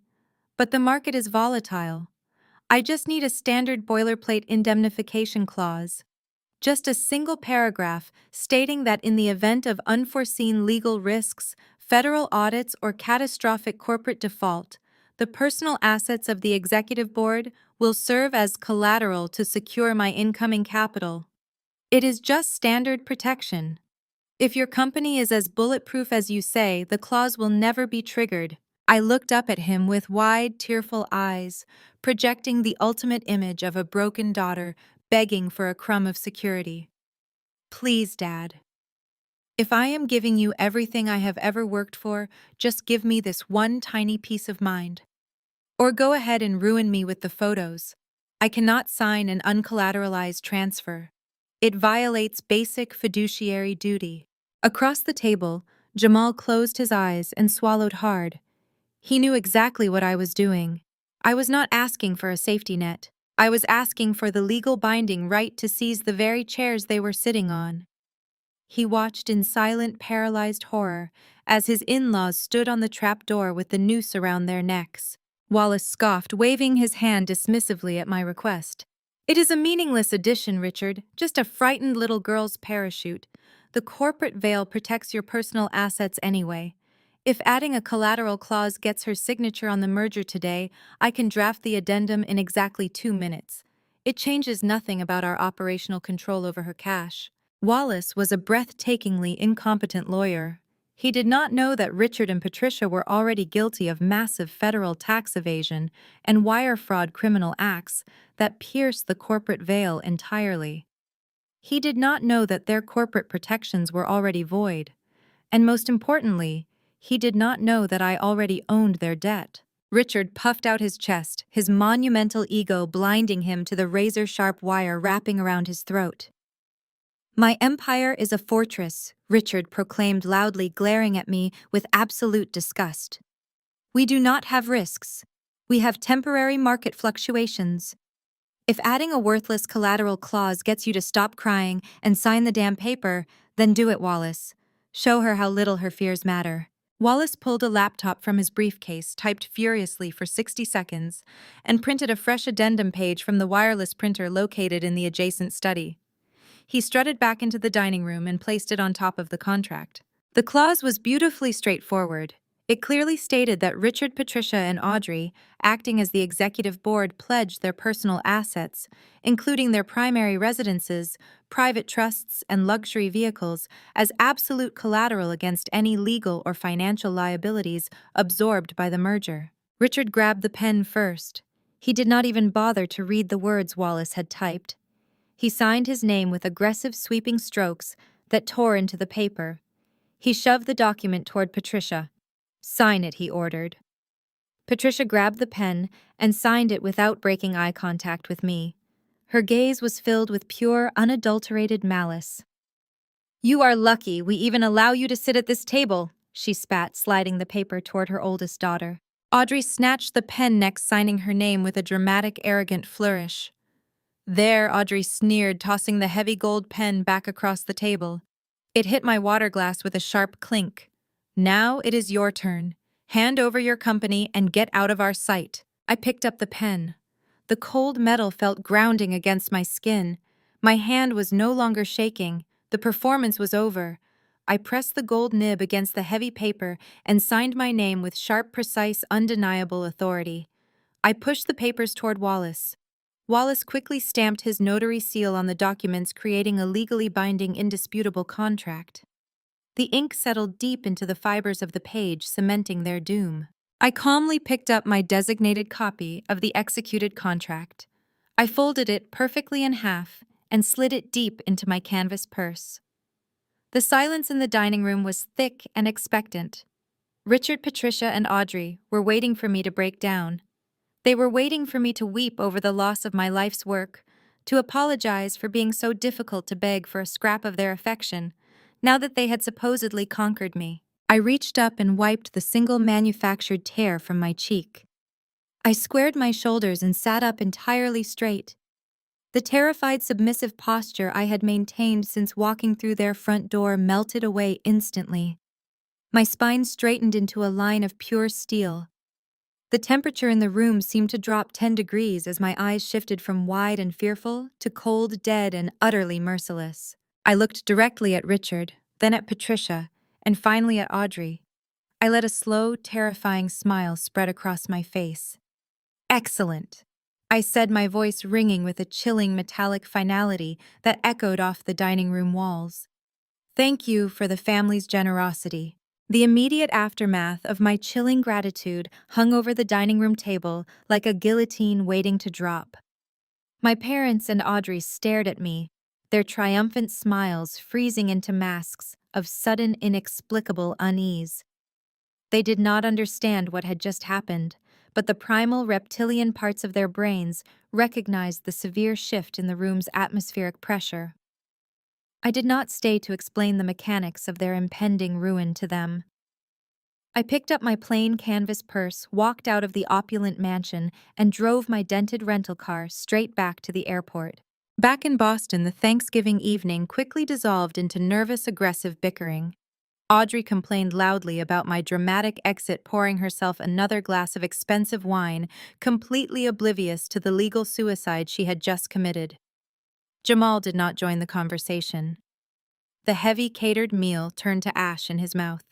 He excused himself, claiming a sudden and severe migraine, and left the mansion long before dessert was served. He drove back to the upscale townhouse he shared with Audrey, his hands gripping the steering wheel so tightly his knuckles turned white. Jamal locked himself inside his home office.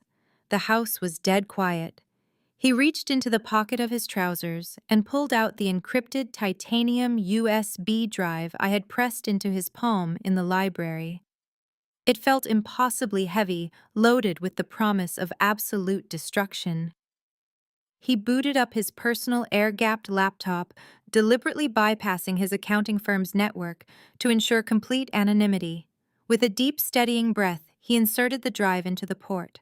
A neatly organized directory immediately populated his screen. I had not just handed him raw, chaotic data. I had provided a perfectly curated, devastating forensic audit. Jamal clicked on the first folder labeled with the name of Richard's Commercial Real Estate Holding Company. As a senior auditor who spent his life analyzing complex financial structures, Jamal could read corporate ledgers like a second language. He expected to find bad accounting. What he found was catastrophic. He methodically clicked through the detailed spreadsheets, his highly trained eyes tracking the flow of illicit capital. Richard and Patricia had been running a sophisticated shell game. They were forging commercial tenant deposits, creating phantom vendor companies to siphon operating capital into offshore accounts, and wildly inflating the appraisals of rotting vacant office buildings to secure massive federal loans.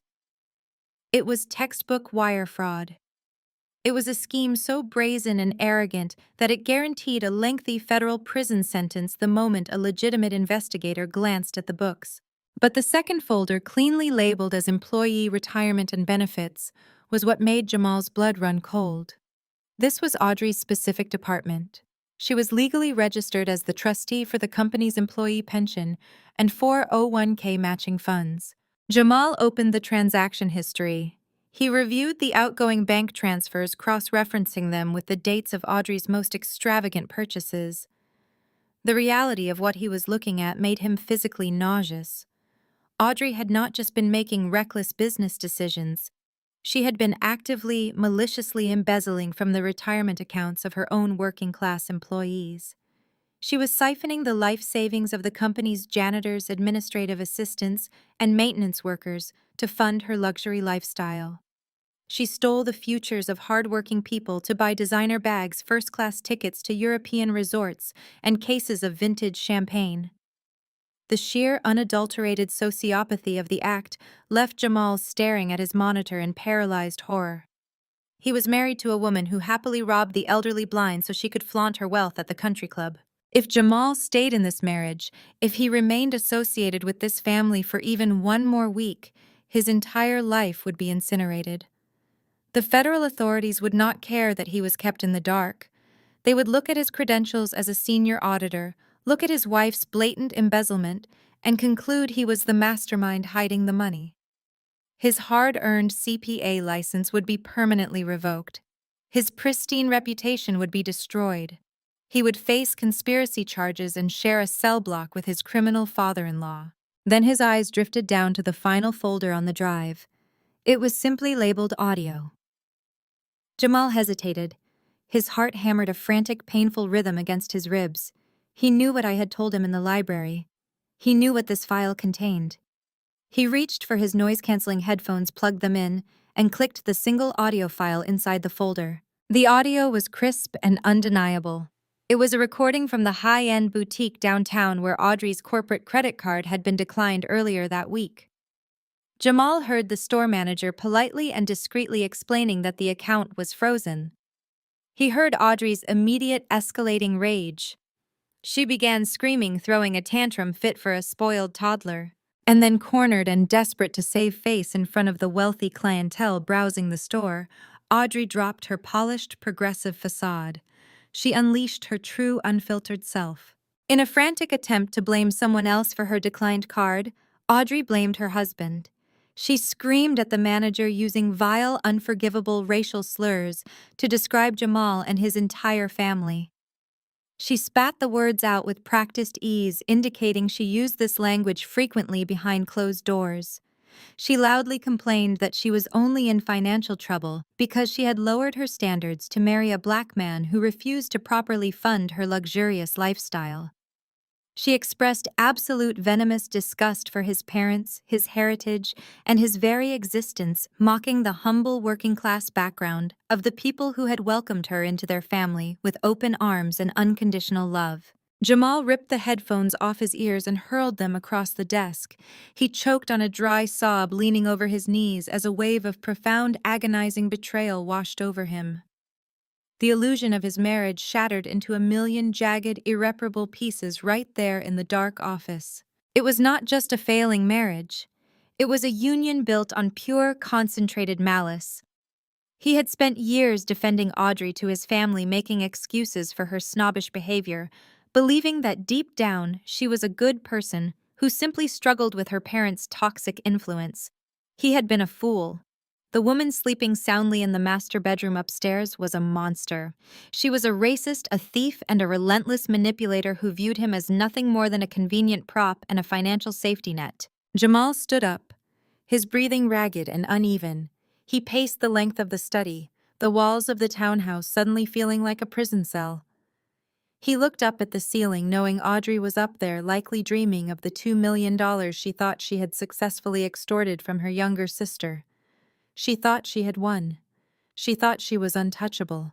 The clock on his desk ticked past midnight, then 1, 2, and 3 in the morning. Jamal did not sleep. He sat in the dark watching the city lights flicker through his window, letting the cold, hard reality of his situation strip away any lingering sentimentality. He was a man who dealt in ledgers, in balancing accounts, and in uncovering the absolute truth. The truth was that his life as he knew it was over, but his future was entirely in his own hands. Moving with calm mechanical precision, Jamal wiped his personal laptop clean of any residual browsing history. He meticulously copied the decrypted files from the titanium drive onto a secondary, highly secured, encrypted cloud server that only he could access. He gathered his most important documents, his passport, his birth certificate, his financial licenses, and the deeds to the properties he owned independently of Audrey. He packed a single nondescript duffel bag with his essential clothes and professional suits. He walked out of the home office and stepped into the pristine, marble-countered kitchen that Audrey loved to show off to her friends. He pulled his gold wedding band off his finger. He placed it squarely in the center of the kitchen island, right next to the empty bottle of expensive champagne she had opened to celebrate my supposed defeat. At exactly 4 in the morning, Jamal walked out the front door of the townhouse and quietly pulled his car out of the garage. He drove through the empty, silent streets of Boston, leaving the wealthy suburbs behind. He parked his car on a deserted street overlooking the dark, churning waters of the Charles River. The sky was just beginning to lighten, painting the horizon in bruised shades of purple and gray. He picked up his phone.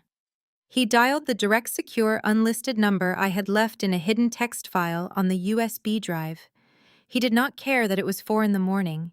He knew I would be awake. He knew I was waiting for this exact call. The line rang twice before I answered. Jamal spoke, his voice stripped of all shock, all grief, and all hesitation. He spoke with the cold, dead certainty of a man who had absolutely nothing left to lose and everything to burn. "What do I need to do to avoid being implicated in this federal crime?" "You take the drive," I said, my voice cutting through the early morning silence with surgical precision. "You drive to the address I am texting you right now. My legal team is waiting in a private conference room. They have federal whistleblower immunity paperwork drafted and ready for your signature. You hand over the drive, you sign the papers, and you walk away completely clean. I will handle the rest." I heard a heavy, shuddering exhale on the other end of the line. It was the sound of a man dropping a crushing burden he had been carrying for far too long. "Thank you, Clara," Jamal whispered, his voice thick with profound relief. "Do not thank me, Jamal. Thank your own integrity." I hung up the phone and turned to face the floor-to-ceiling windows of my Manhattan apartment. The sun was rising, casting a brilliant golden light across the city. It was Friday morning. The financial markets were opening. The board was perfectly set, and the execution was officially in motion. 3 hours later, the atmosphere inside the executive boardroom of Richard's Boston commercial real estate firm was electric with manufactured triumph. The boardroom was a relic of outdated 1990s corporate luxury. It featured heavy mahogany paneling, worn leather chairs, and the lingering stale scent of expensive cigars. It was a room built for a king currently occupied by a family of financial court jesters who firmly believed they had just pulled off the heist of the century. Richard stood at the head of the long conference table, holding a bottle of chilled vintage Veuve Clicquot. It was barely 10 in the morning, but the popping of the cork echoed through the room like a gunshot of victory. He poured the bubbling champagne into crystal flutes, handing one to Patricia, who was practically vibrating with smug satisfaction. A toast, Richard announced, raising his glass high into the air. "To the enduring legacy of this family, to the total stabilization of our empire, and to putting that ungrateful, arrogant little girl exactly where she belongs, under my heel." Patricia clinked her glass against his, letting out a sharp, delighted laugh. "I still cannot believe how easy it was, Richard." She actually sat there and trembled. She thought she was so clever asking for that little safety net clause in the contract. But she folded the second I threatened to release those old photos of her working in that filthy dive bar. She handed over her entire company just to save her pathetic reputation in New York. Richard took a deep, greedy gulp of his champagne. "She is a weak, emotional child playing dress-up in the corporate world. She thought she could outsmart me in a boardroom. I have been running this city's real estate market since before she was born. By the time the bank auditors arrive on Monday, her $2 million will have completely scrubbed our ledgers clean. We will pay the mortgage arrears, reset the credit lines, and nobody will ever know how close we came to the edge." The heavy double doors of the boardroom suddenly swung open. Audrey strutted into the room, bringing a cloud of heavy, expensive perfume with her. She looked absolutely radiant with toxic, unearned confidence. She was wearing a sleek, tailored white dress, but it was not her outfit that caught the eye. Resting against her collarbone was a massive, cascading diamond tennis necklace. The stones were blindingly large, catching the overhead lights and throwing fractured rainbows across the mahogany walls. Patricia gasped, setting her champagne flute down. "Audrey, darling, look at that necklace. It is absolutely breathtaking."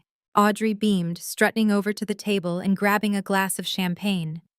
She struck a pose, running her manicured fingers over the brilliant diamonds. $75,000, she bragged, her voice dripping with sheer arrogance. "I went down to the boutique the second they opened their doors this morning. I told the manager to run the corporate expense card. I figured since I was the one who personally went to New York, terrified Clara into submission, and secured our $2 million bailout, I deserved a substantial performance bonus." Richard frowned slightly, looking at the blinding jewelry.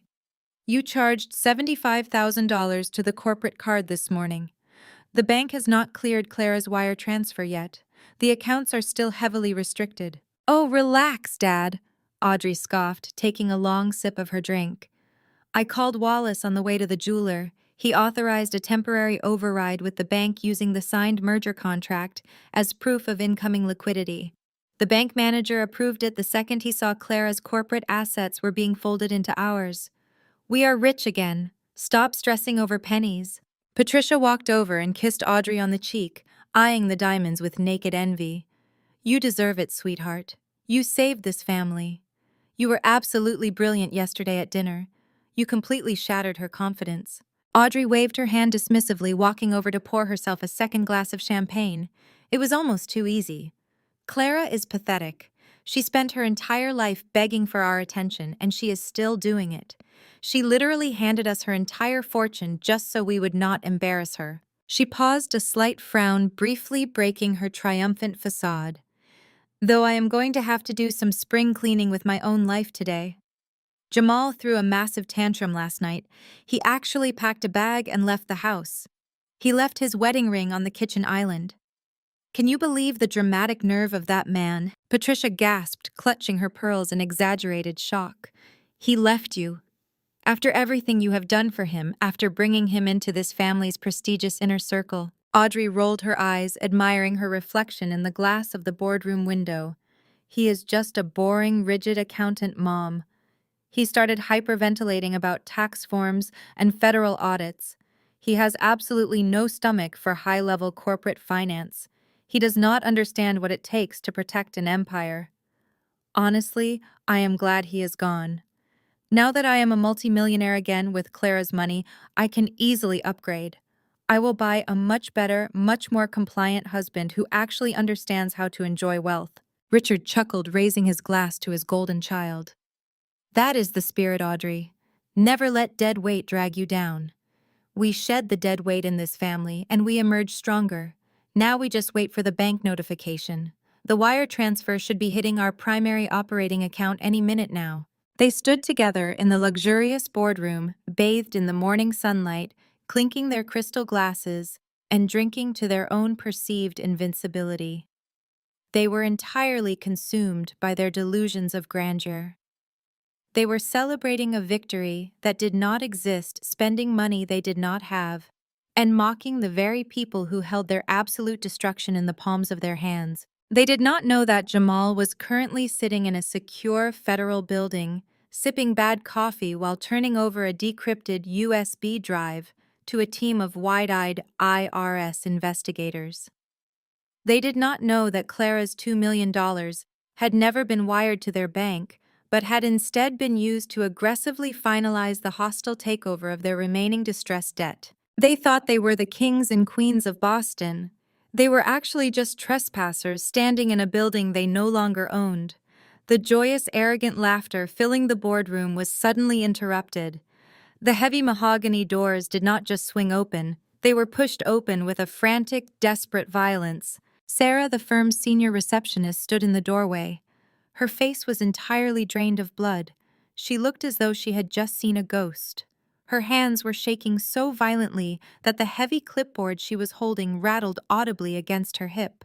She was breathing in short, panicked gasps, her eyes darting between Richard, Patricia, and Audrey. Richard lowered his champagne flute, his face darkening with instant irritation at the interruption. "Sarah, what is the meaning of this? Do you not know how to knock? We are in the middle of a private executive celebration." Sarah tried to speak, but her voice cracked. She swallowed hard, gripping the doorframe to steady her trembling knees. "Mr. Chairman?" She stammered, her voice barely a terrified squeak. "I am so sorry to interrupt, but there is a situation in the lobby." Audrey slammed her glass down on the table. "Well, handle it, Sarah. That is what we pay you for. Tell whoever it is that the executive board is entirely booked for the day. If it is the press regarding our new merger, tell them to contact our public relations firm." "It is not the press," Sarah whispered, her eyes wide with unadulterated terror. "And it is not a normal appointment." Richard stepped forward, his patience evaporating. "Then who is it? Spit it out, woman." Sarah took a shaky breath, looking directly at Richard. "Mr. Chairman, representatives from Vanguard Holding are in meeting room 1. Richard froze. The name hung in the air like a lead weight. Vanguard Holding was not a casual business partner. They were the massive, faceless institutional lender that held the absolute majority of Richard's $15 million commercial debt. They were the shark that had been circling his bleeding company for the past 8 months. Richard quickly composed his features, forcing a confident, dismissive smile onto his face. He adjusted his silk tie and puffed out his chest. "Well, this is excellent timing," Richard declared, turning to Patricia and Audrey with a victorious grin. "They must have been notified by the banking system about our incoming capital merger. They are probably here to grovel and offer us a highly favorable debt restructuring deal now that they know we have massive liquid cash reserves." He turned back to the trembling receptionist. "Tell the representatives from Vanguard to make themselves comfortable, Sarah. Offer them coffee. Tell them the chairman will be in shortly to discuss renegotiating our loan terms." Sarah did not move. Tears welled up in her eyes, spilling over her eyelashes and cutting tracks through her makeup. She shook her head frantically, her knuckles turning white against the doorframe. "You do not understand, Mr. Chairman!" Sarah cried, her voice echoing through the silent boardroom. "There are 10 of them. They did not come with briefcases to negotiate. They came with federal security contractors and digital lockboxes.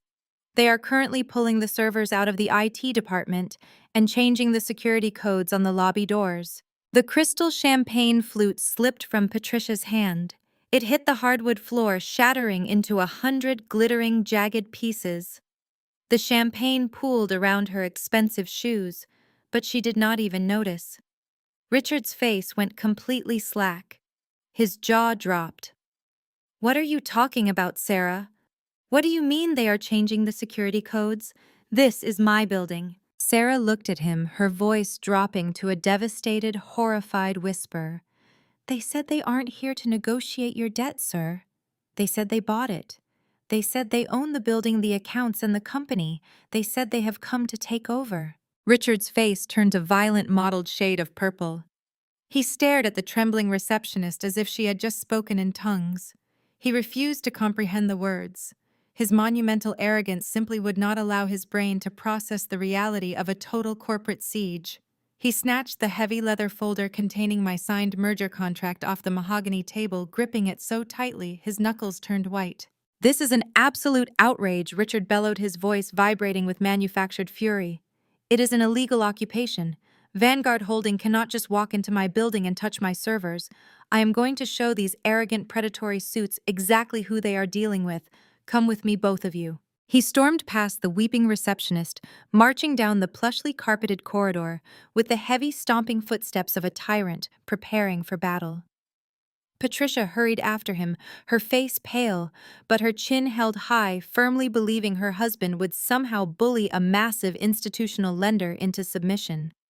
Audrey followed close behind, her hand resting proudly against her $75,000 diamond necklace, wearing a deeply irritated scowl, as if this federal takeover was merely a minor inconvenience to her shopping schedule. As they moved through the corporate headquarters, the sheer scale of the devastation became impossible to ignore.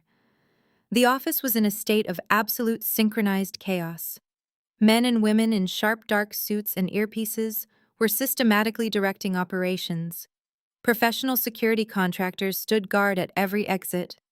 Forensic IT specialists were actively pulling hard drives from the server room, sealing them in anti-static evidence bags.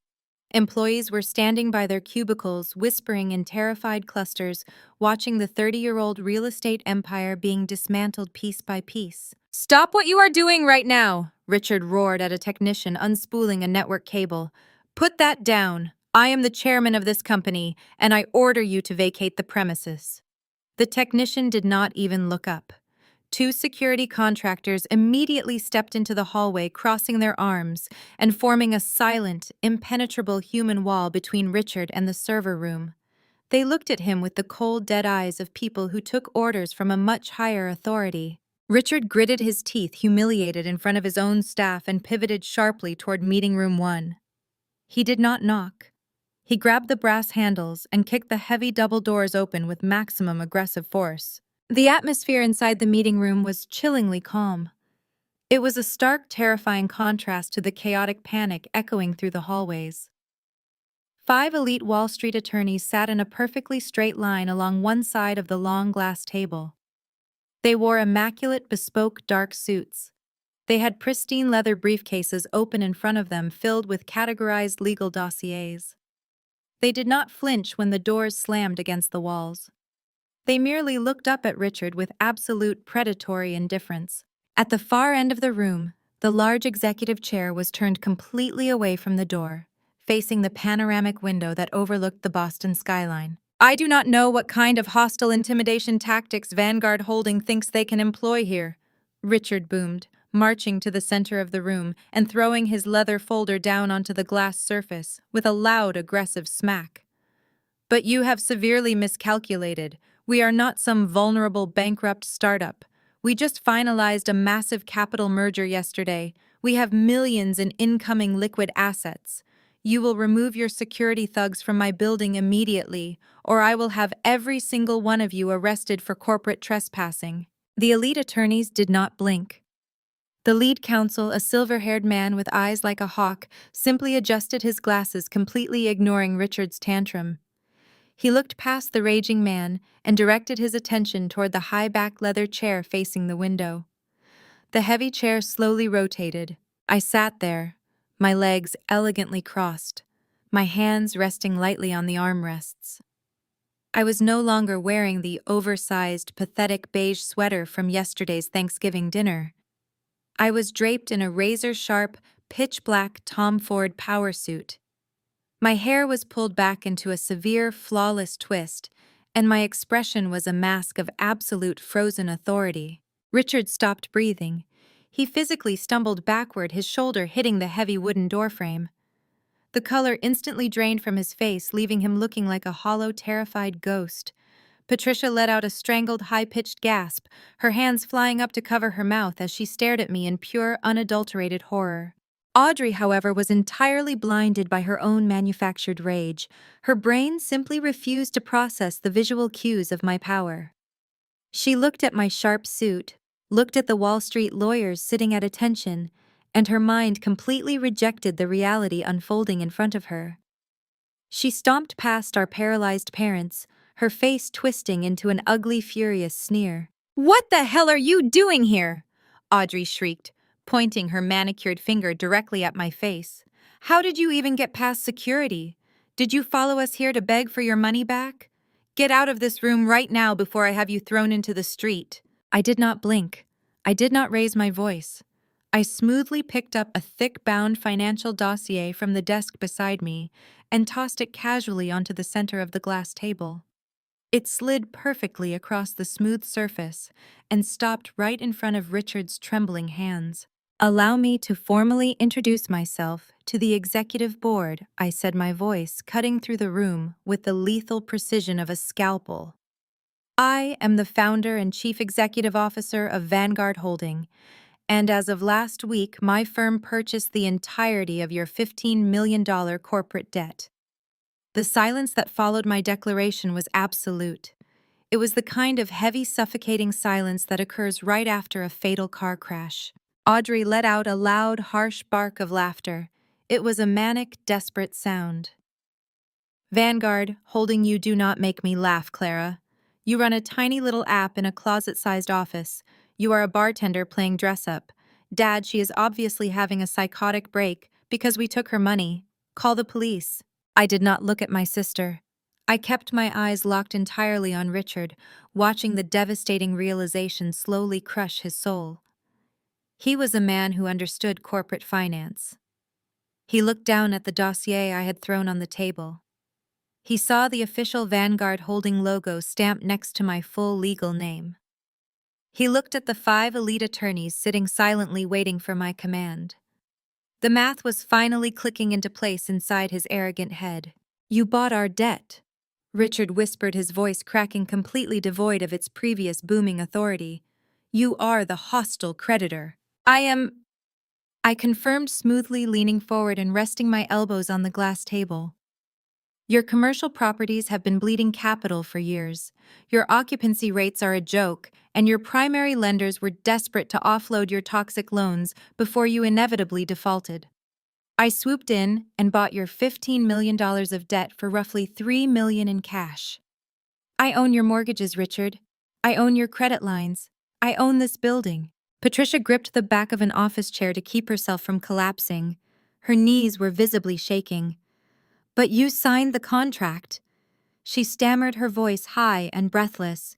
"You signed the merger agreement yesterday at dinner. We own your assets. We have your capital." I smiled. It was the same cold, terrifying smile I had given them right after signing their flawed document. "Yes, Patricia," I replied softly. "I did sign your merger contract. In fact, that exact contract is the only reason my security team was able to legally bypass your lobby doors this morning without a federal court order." Richard frantically grabbed his leather folder, ripping it open and staring at the signature page as if it might magically change. "We own your company," he shouted, a fresh wave of desperate delusion taking over. You merged your funds into our accounts. We have the legal right to use your capital to pay off Vanguard Holding. I gestured to my lead counsel. The silver-haired attorney opened his briefcase, pulled out a highlighted, notarized document, and slid it directly over Richard's useless folder. You should really learn to read the fine print, Richard Fye advised, watching his eyes dart across the highlighted text. Or at the very least, you should hire a lawyer who actually understands corporate liability. You see, the merger contract you forced me to sign did absorb my subsidiary company into your portfolio. But it also explicitly included the collateral addendum you so generously authorized yesterday afternoon. Richard stared at the addendum. His breathing became ragged. He was reading the exact clause he had confidently ordered his incompetent lawyer to draft just 24 hours ago. The clause clearly dictates, I recited from memory, my voice echoing through the silent room, that in the event of catastrophic corporate default or unforeseen legal liabilities, the executive board completely waives their corporate veil protections. It states that you willingly pledge your personal assets as absolute collateral against the merged debt. I stood up slowly, buttoning my suit jacket with deliberate, agonizing precision. And because you are currently defaulting on a $15 million loan held by Vanguard Holding, I continued, stepping around the glass table, that collateral clause has been fully triggered. The merger did not give you my money, Richard.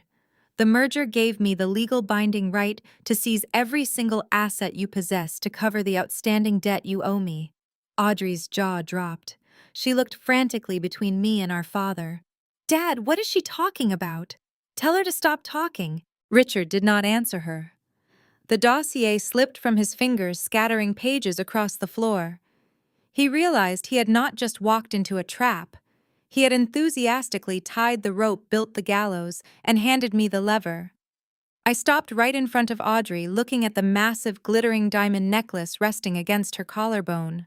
It means, Audrey, I whispered, my voice dripping with absolute venom, that as of this morning I own your bank accounts. I own your frozen trust funds. I own the cars parked in the driveway. And most importantly, I own the Beacon Hill mansion you slept in last night. You have absolutely nothing left. Richard stared at me for a long, agonizing moment. Then a loud, grating laugh erupted from his chest. It was a manic, breathless sound that echoed awkwardly in the tense atmosphere of the boardroom. He shook his head, pointing a trembling finger at my face. You are completely out of your mind, Richard barked, forcing a wide, unconvincing smile. You are actually delusional. You did not seize anything. Yesterday you sat at my dining table and signed a binding contract that merged your entire operation into my company. You surrendered your cash, your assets, and your leverage. You lost everything, Clara. You are standing in my building making empty, psychotic threats because you are too weak to accept that I outsmarted you. I did not argue. I did not raise my voice to match his frantic energy.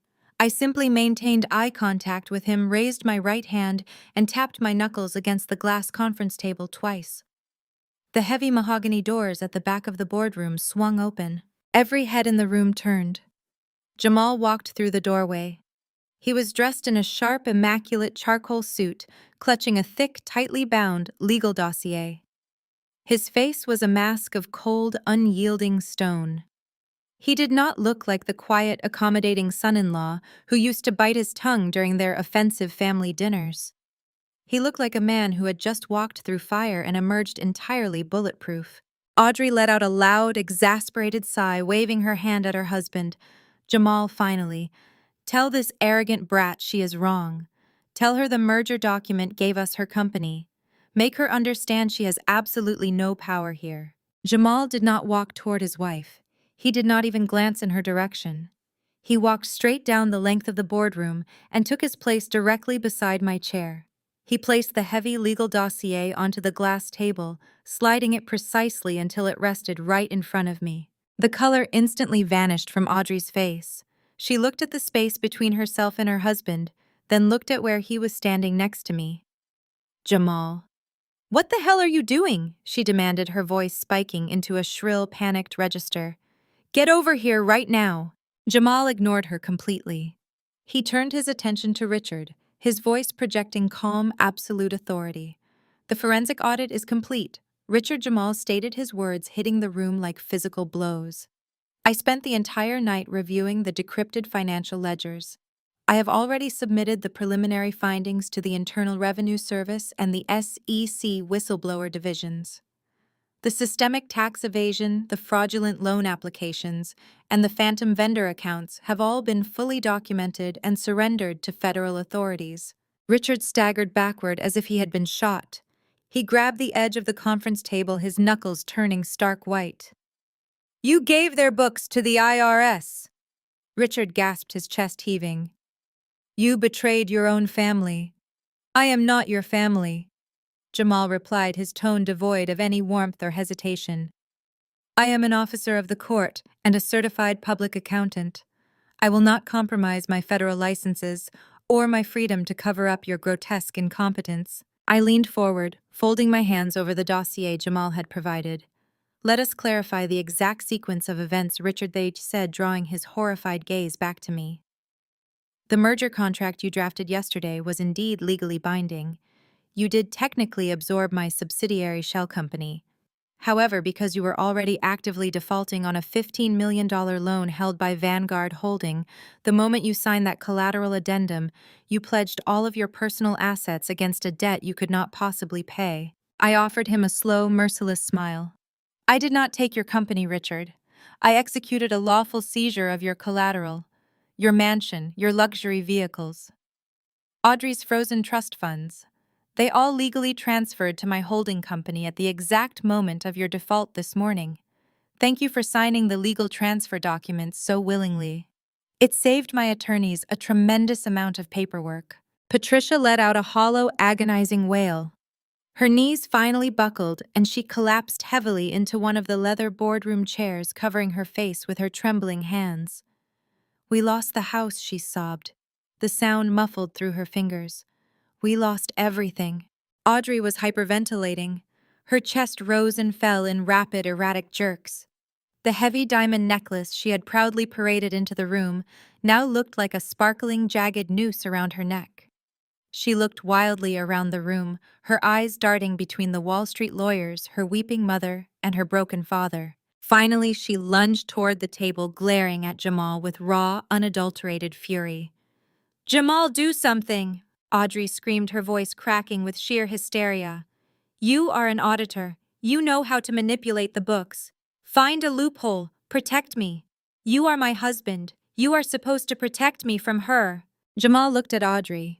He looked at the woman he had loved, the woman he had defended to his own parents, the woman he had built a life with. There was no love left in his eyes. There was no anger either. There was only absolute freezing disgust. He reached into the inside pocket of his tailored suit jacket. He withdrew a single neatly folded document. He did not hand it to her. He dropped it onto the glass table, letting it slide until it bumped against her designer handbag. "Divorce papers," Jamal said, his voice ringing with quiet, devastating finality. "I signed them an hour ago. My attorney will be contacting you regarding the division of what little assets you have left." Audrey stared down at the legal document as if it were a venomous snake. "You are leaving me," she choked out, tears of genuine panic finally welling in her eyes. "You are abandoning me when I need you most. How could you do this?" Jamal took a step closer to the table, leaning in so she could hear every single word with crystal clarity. "I am not abandoning you, Audrey. I am saving myself from a federal prison sentence. I reviewed the employee retirement ledgers last night.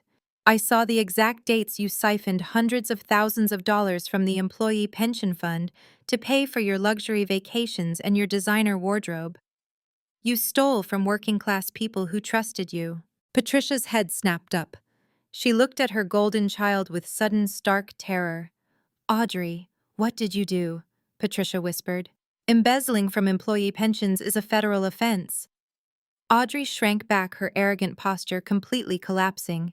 She shook her head frantically. "It was just a temporary loan. I was going to put the money back." "Jamal, please." Jamal did not soften. His expression remained entirely hardened by the ultimate betrayal he had discovered.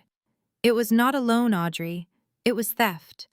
But that was not what made me pack my bags. What made me leave was the audio file I listened to." Audrey froze. the color entirely drained from her lips. "What audio file?" she asked, her voice barely a breath.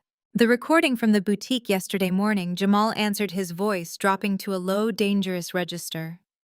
"The recording where your corporate card was declined.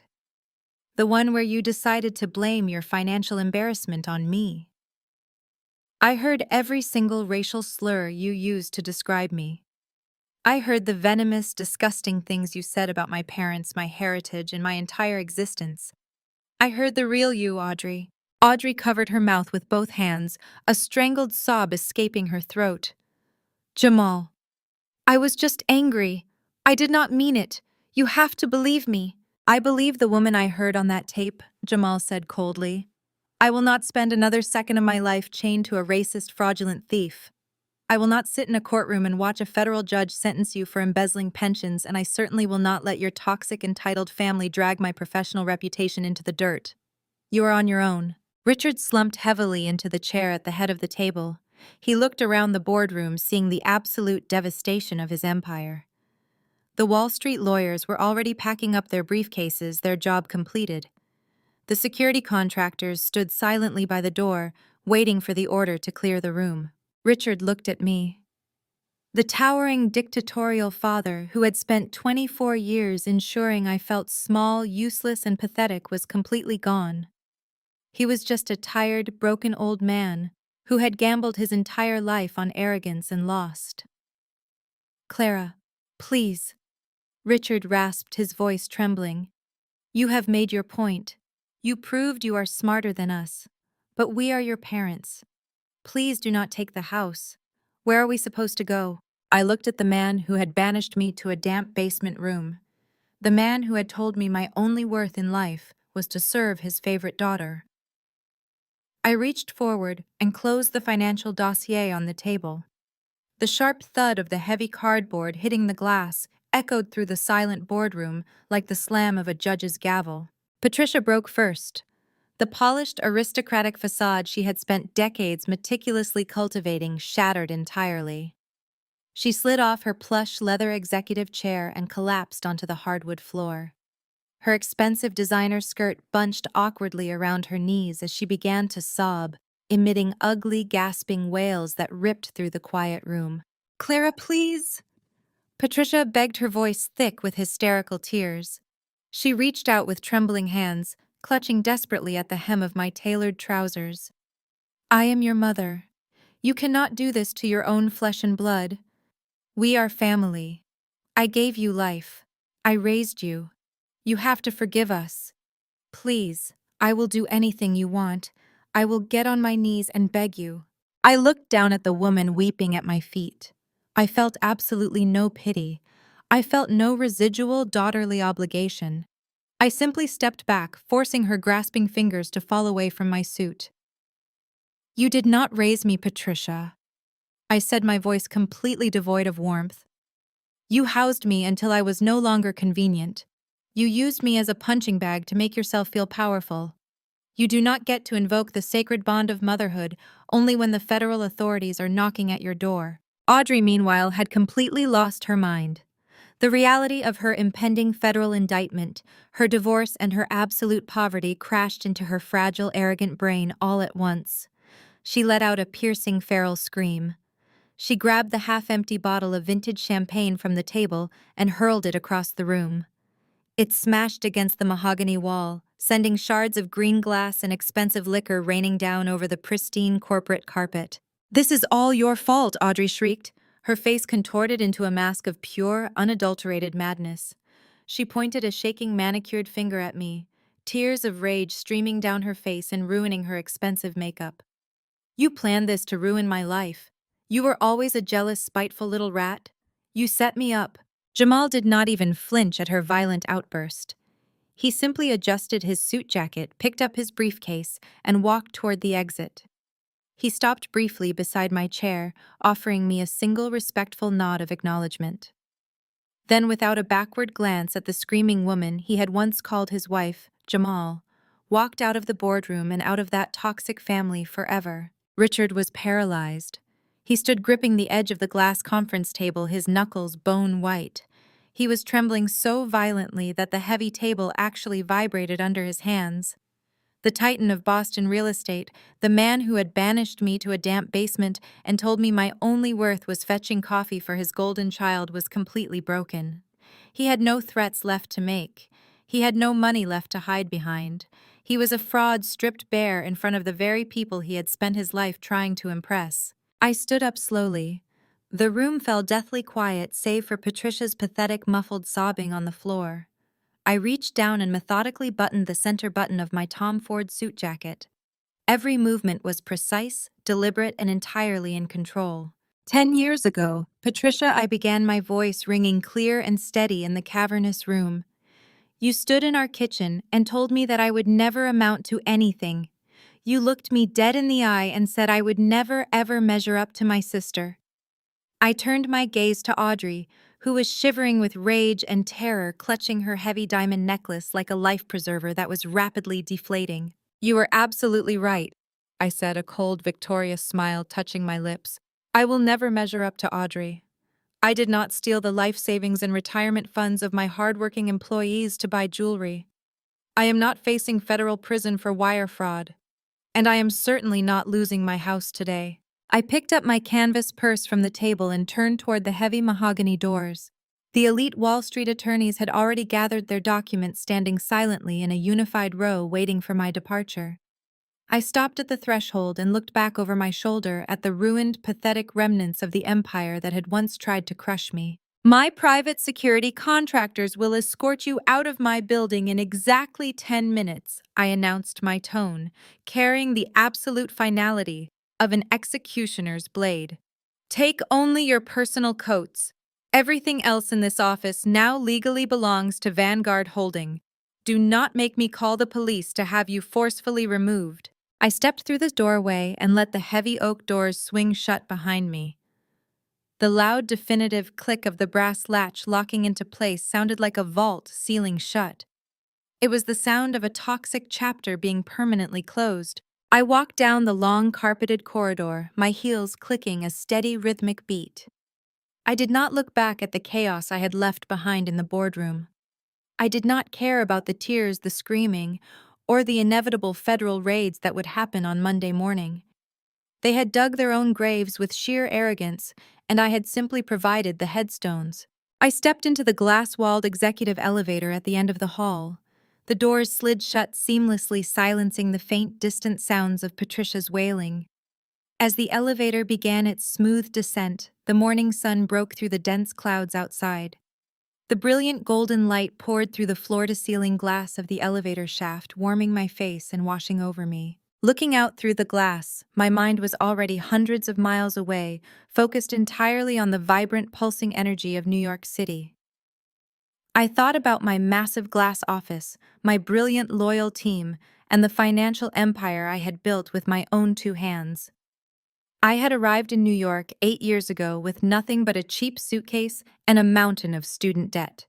Today, I was returning as an apex predator who had just successfully executed the most flawless, ruthless corporate takeover of my career. I took a deep, cleansing breath, filling my lungs with the quiet, peaceful air of the descending elevator. For the first time in my 32 years of life, there was no anxiety, no looming dread, and no desperate need to prove my worth to people who were incapable of seeing it. I was completely, utterly free. The elevator reached the lobby with a soft melodic chime, and I stepped out into the brilliant light of my newly acquired future. The story we just explored, powerfully, illustrates a universal truth. Our worth is never defined by the people who consistently fail to see it. For years, Clara was trapped in a toxic ecosystem, forced to shrink herself to fit into a damp basement, while her family projected their own insecurities, narcissism, and greed onto her. The most profound lesson here is not just about executing a flawless financial revenge. It is about the quiet, absolute power of walking away. Clara's ultimate victory did not begin in a high-rise Manhattan boardroom. It began the very moment she dropped her restricted credit card on a scratched wooden desk, blocked her abuser's phone numbers, and chose the terrifying uncertainty of complete independence over the comfortable certainty of emotional servitude. We are often conditioned to believe that loyalty to blood relatives requires us to endure endless disrespect. Society pressures us to forgive, to compromise, and to keep showing up for people who only view us as convenient scapegoats or stepping stones. However, this narrative teaches us that true healing and success require uncompromising boundaries. You simply cannot thrive while remaining anchored to an environment that actively works to break you down. When people repeatedly demonstrate that their affection is conditional, transactional, and weaponized, the healthiest response is not to argue, explain, or beg for their validation. The best response is to cleanly remove their access to your life and build your own reality. Whether that means founding a ruthless Wall Street empire or simply creating a quiet, peaceful home, success built on self-respect is the ultimate shield against toxic people. Take a hard look at the relationships currently draining your energy and find the courage to cut the invisible strings binding you to anyone who disrespects your worth.